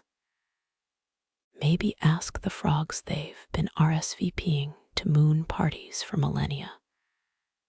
An intern trips a breaker, flipping the tent into sudden darkness. 5 seconds later, every frog within a mile falls silent. Coincidence? The guide lights a flare. Well, we've either discovered light pollution's newest victims, or amphibians hate surprise blackouts. By noon, the storm retreats, leaving a spliced victory. Satellite feeds blink green beside elders' bark charts, both tracking the cyclone's spiral into nothing. The guide folds his arms. Welcome to the Weatherverse, where grandmas and geeks finally merged. Your jeans squelch as you exit, hybrid data sheets plastered to your chest. The guide points to a frog straddling the lab's satellite dish. There's your mascot, Crowdopus, the cloud kisser. Thunder rumbles, a farewell growl from exhausted skies. The meteorologist high-fives an elder dislocating the man's shoulder. Paramedics arrive as frogs resume their baseline croaks. The guide pockets a backup drive. Cultural collaboration, slightly concussed addition. You pocket a pebble from the statue's base, its surface pitted by centuries of storms. The guide nods. Souvenir or calibration tool. History's multitasking. Rain resurfaces at dusk, a soft epilogue to the deluge. Algorithms and elders agree 58% chance of drizzle, 100% chance of arguing over buffalo wings later. The guide lobs a beer can into the recycle bin. Tradition meets innovation, also known as Saturday night. Concrete rubs against your boots like grated bone, each step echoing through parking garages, turned amphibian morgues. Neon signs bleach the night, their buzz drowning out the last frog braving storm drains. You trace bio-tracking maps emerald dots retreating from Santiago's sprawl. A grad student pokes a half-dried puddle. Urban heat islands nuking their little frog souls. The guide kicks a soda can, its hollow clang startling a bullfrog clinging to a bike rack. Meet Fredo, the fugitive road here on a sewer wave. His GPS tag blinks, migrating north after 3 failed downtown seasons. Core samples from drained wetlands show layers, frog skeletons, tire tread residue. A 1973 peso, minted when highways first bisected their marshes. You crouch by a drainage grate, its bars vibrating with bass from a nightclub's subwoofer. Someone's spray-painted frogs against gentrification. Nearby police tape flutters where developers paved a protest pond. The guide snorts. Zoning laws versus zygotes, hottest cage match since Godzilla fought red tape. Your pocket warms. The Storm app flags a refugee colony under a shopping mall. Security cams catch the Exodus tadpoles wriggling across parking lines like living hieroglyphs. Maintenance crews power wash their mucus trails every dawn. Historians still argue whether 20th century Chilean land reforms accidentally poisoned wetlands or just prioritized highways over habitats. A construction drone buzzes overhead, its shadow scattering frogs into ventilation shafts. The guide lobs a pinecone at its camera.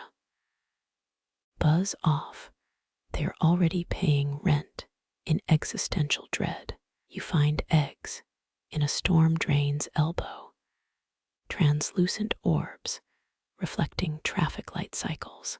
Red, yellow, green, their jelly pulses syncing with stop-and-go rhythms. Rainwater flushes them toward treatment plants, nature's lottery played through sewer grates. The guide mutters, toddler turtles get rescue squads, these guys get chlorine enemas.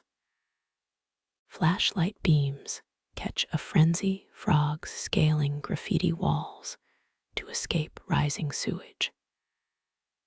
Their toe pads grip brick like Velcro escape artists, defying physics and hopelessness. You spot one frozen under a street lamp, its skin parching in the fake dawn. A 1988 study proved city frogs evolve faster calls, but nobody asked if they wanted to. The guide peels a sticker off a stop sign, a cartoon frog wearing noise-canceling headphones. Black market merch 10 pesos at the traffic light. Dawn exposes the toll, roadkill confetti smeared across bike lanes. Crows feast, while a Prius hybrid purrs past, its bumper sticker proclaiming save the rainforests. The guide flicks a carcass into the gutter.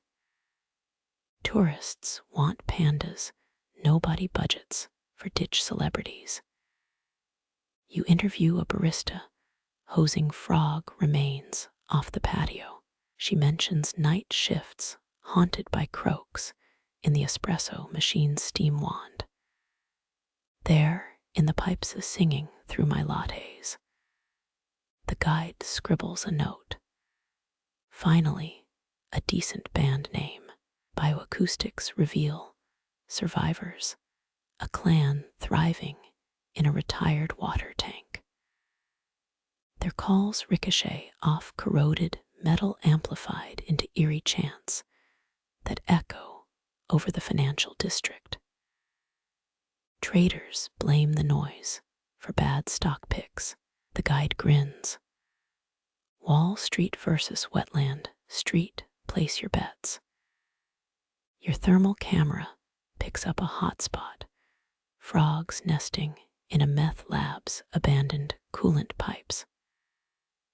Cops ignore your report. DEA agents cite interspecies squatter rights. The guide lobs a glow stick into the vents. Disco Inferno, baby dance through the trauma. At midnight, you catch the last wild chorus. 50 frogs bellowing from a rooftop garden, their frequency pitched to bypass traffic drone. An influencer films them for ASMR content. Number chill vibes, overlaying genocide. The guide swallows a laugh. Views curring extinction, who knew? Retreating to the rental car, you find a stowaway huddled behind the tire. Its throat pulses, singing the first bars of a storm song even GPS can't decode. The guide drapes his coat over the wheel well. Road trip, princess. We've got highways to haunt. City lights fade behind bruised clouds. You swerve past a billboard, the amphibian migration map, now glowing caution yellow. Meteorologists predict acid rain by dawn. Frogs never stick around to test it. The guide cranks the radio. An old folk song whispers through static, its chorus borrowed from wetlands drained decades prior.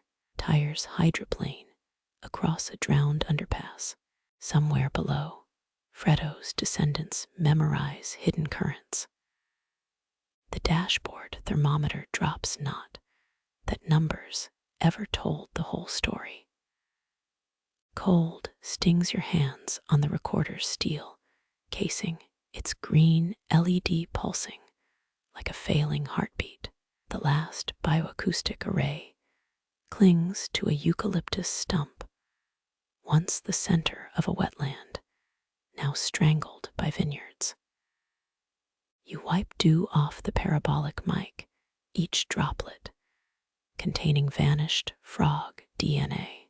A grad student once told you Australia's gastric brooding frog went extinct mid-record, its final croak, preserved on magnetic tape from 1983. Static hisses through headphones, then a lone tremolo, not the booming chorus of elders, but the reedy gasp of juveniles raised on pesticide runoff. Your thumb traces spectrogram spikes, their calls compressed into shrill beeps by thickened throat sacs. Field notes mention 1940s labs using female frogs for pregnancy tests, injecting urine to trigger egg laying. You wonder if these survivors sense their ancestors' role in human dramas. Dawn leaks through cracked clouds, exposing a concrete canal where tadpoles cling to rebar. Their gills flutter, filtering motor oil and illegally dumped antibiotics. You document one trying to croak, its vocal cords shredded by ammonia burns. Historians still argue whether Chile's pesticide boom in the 70s qualifies as ecocide or just agribusiness growing pains. The debate tastes sour as you bag a specimen leaking lymph fluid. Your recorder captures duets, a male's stuttering semitone answered by a female's cracked vibrato. Evolution's Hail Mary mating calls simplified to Morse code. Beneath their song, the whine of drones spraying fungicide on monoculture fields. You recall a zookeeper's quip about teaching frogs sign language, but these don't lift their front legs anymore. Too busy treading chemical soup. Rain sweeps in sideways, pelting the mic's windscreen with grit. The frogs fall silent all, except one warrior, blaring a distorted siren tone. Thermal imaging shows internal bleeding, its organs lit like a dying neon sign. You log the GPS, coordinates knowing conservationists will arrive weeks too late. Corporate logos glare from water towers nearby, their pipelines feeding the marshes, IV drip of toxins. Night brings false hope, 6 frogs harmonizing in E-flat under a highway overpass. Their duet syncs with passing semis, rumble nature adapting to duet with destruction. You smash a Petri dish, culturing skin samples, each fungal strain out-evolving your antifungals. Data scrolls, population graphs, nosediving, while pesticide patents skyrocket. Someone's getting rich off the silence. At midnight, the last breeder crawls onto your boot. Its spasms leave mucus streaks, biochemical graffiti spelling surrender. The recorder's battery dies as the frog does its final breath, overlapping with a low-budget horror film's scream track from a farmhand's phone. Coincidence or commentary? You're too tired to decide. Clouds part at 3:47 a.m., moonlight revealing a miracle. 7 tadpoles thrashing in a puddle, their tails bending around a discarded syringe.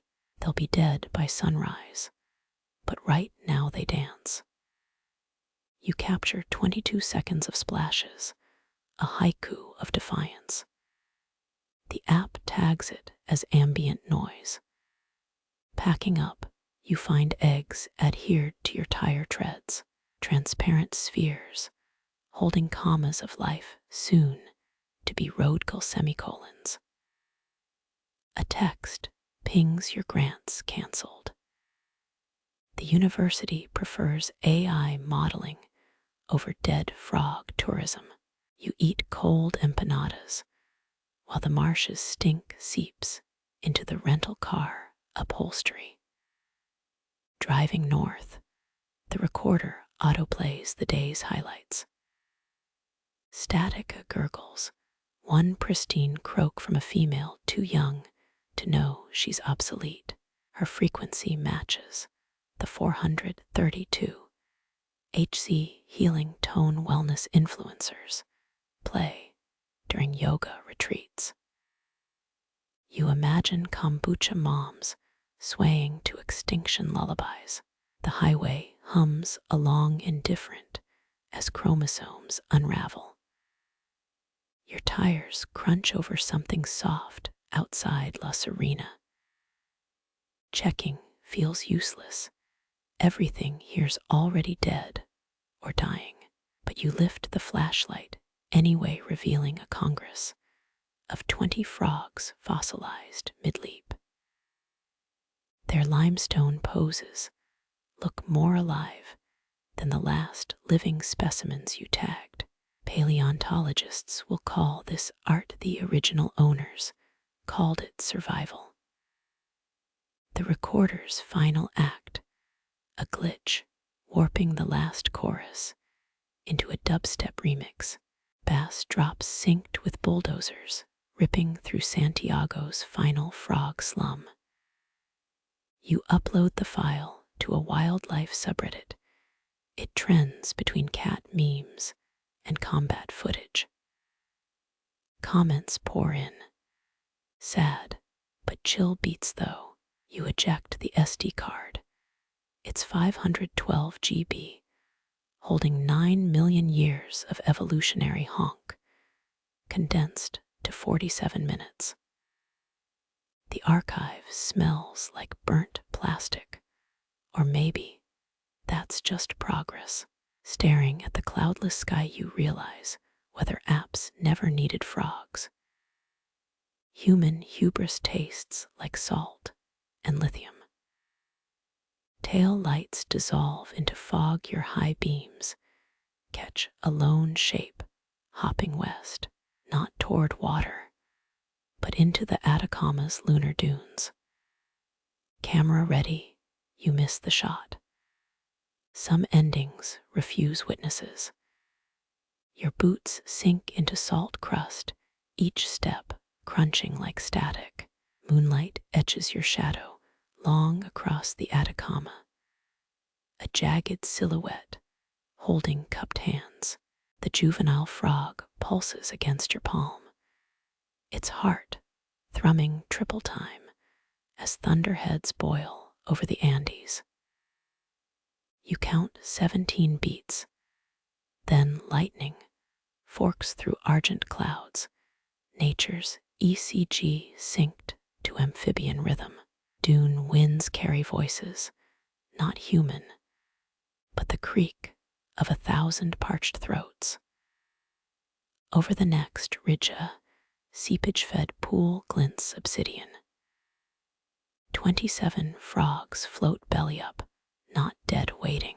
Their golden eyes track your approach, a jury of tiny meteorologists. Chilean historians note Mapuche warnings saved coastal villages before the 1960 Valdivia quake, though skeptics claim it's retroactive myth-making. You lower your charge to the water, its hind legs already kicking toward kin. Skin chromatophores flare cobalt, a language older than Spanish verbs. A 1980s NASA experiment studied bullfrog inner ears as barometric sensors. Funding got axed when a colonel's toupee blew into the test chamber. You half expect these survivors to croak orbital trajectories. The first raindrop hits your eyebrow salty as the frogs' improvised brine pool. They erupt into song, a cacophony tuned to the storm's infrabass growl. You press a hydrophone into the mud, capturing vibrations that predate seismographs. Scholars still debate whether frog rain legends stem from monsoonal updrafts or just drunk farmers mistaking falling spawn for precipitation. Lightning forks again, backlighting a stone altar half buried upslope. Your fingernails claw through calcified guano, revealing ceramic shards etched with amphibian glyphs. Faint streaks of Maya blue pigment cling to a thunderbolt symbol. Pre-Columbian tech meets Tempest. Modern weather apps ping flash flood alerts on your silenced phone. Their AI trained on data these frogs encoded millennia ago. The largest frog climbs onto your boot, its mottled skin replicating satellite weather maps. You shiver as it croaks, feeling the sound vibrate through your metatarsals. It's whispering to your bones, the same way forebears warned architects not to build on fault lines. Too many zoos now display endangered species, like living tombstones. Your boots squelch in protest. Sudden hail sends you crouching under a rock ledge, marble-sized ice pelting the pool. The frogs dive their air bubbles, surfacing as perfect storm symbols, counterclockwise spirals, and jagged arrows. You laugh breathlessly, the sound swallowed by thunder. A biologist once tried mailing frog skin samples as biodegradable barometers. Postal workers sued for emotional distress. Wind shifts, it said Mapuche elders could taste snowmelt from mountains 60 leagues distant. Your tongue catches copper, ionized air, and distant wildfires. The frogs balloon their vocal sacs in unison, a synchronized weather buoy network. You check the hydrophone readout. Their croaks register on the same frequency as subduction zone tremors. Poetry or data?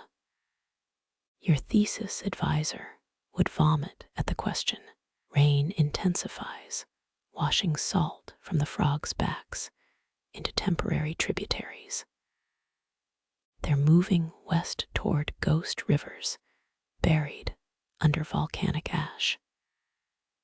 You follow the exodus, noting how juveniles mimic elders' detour around invisible aquifers.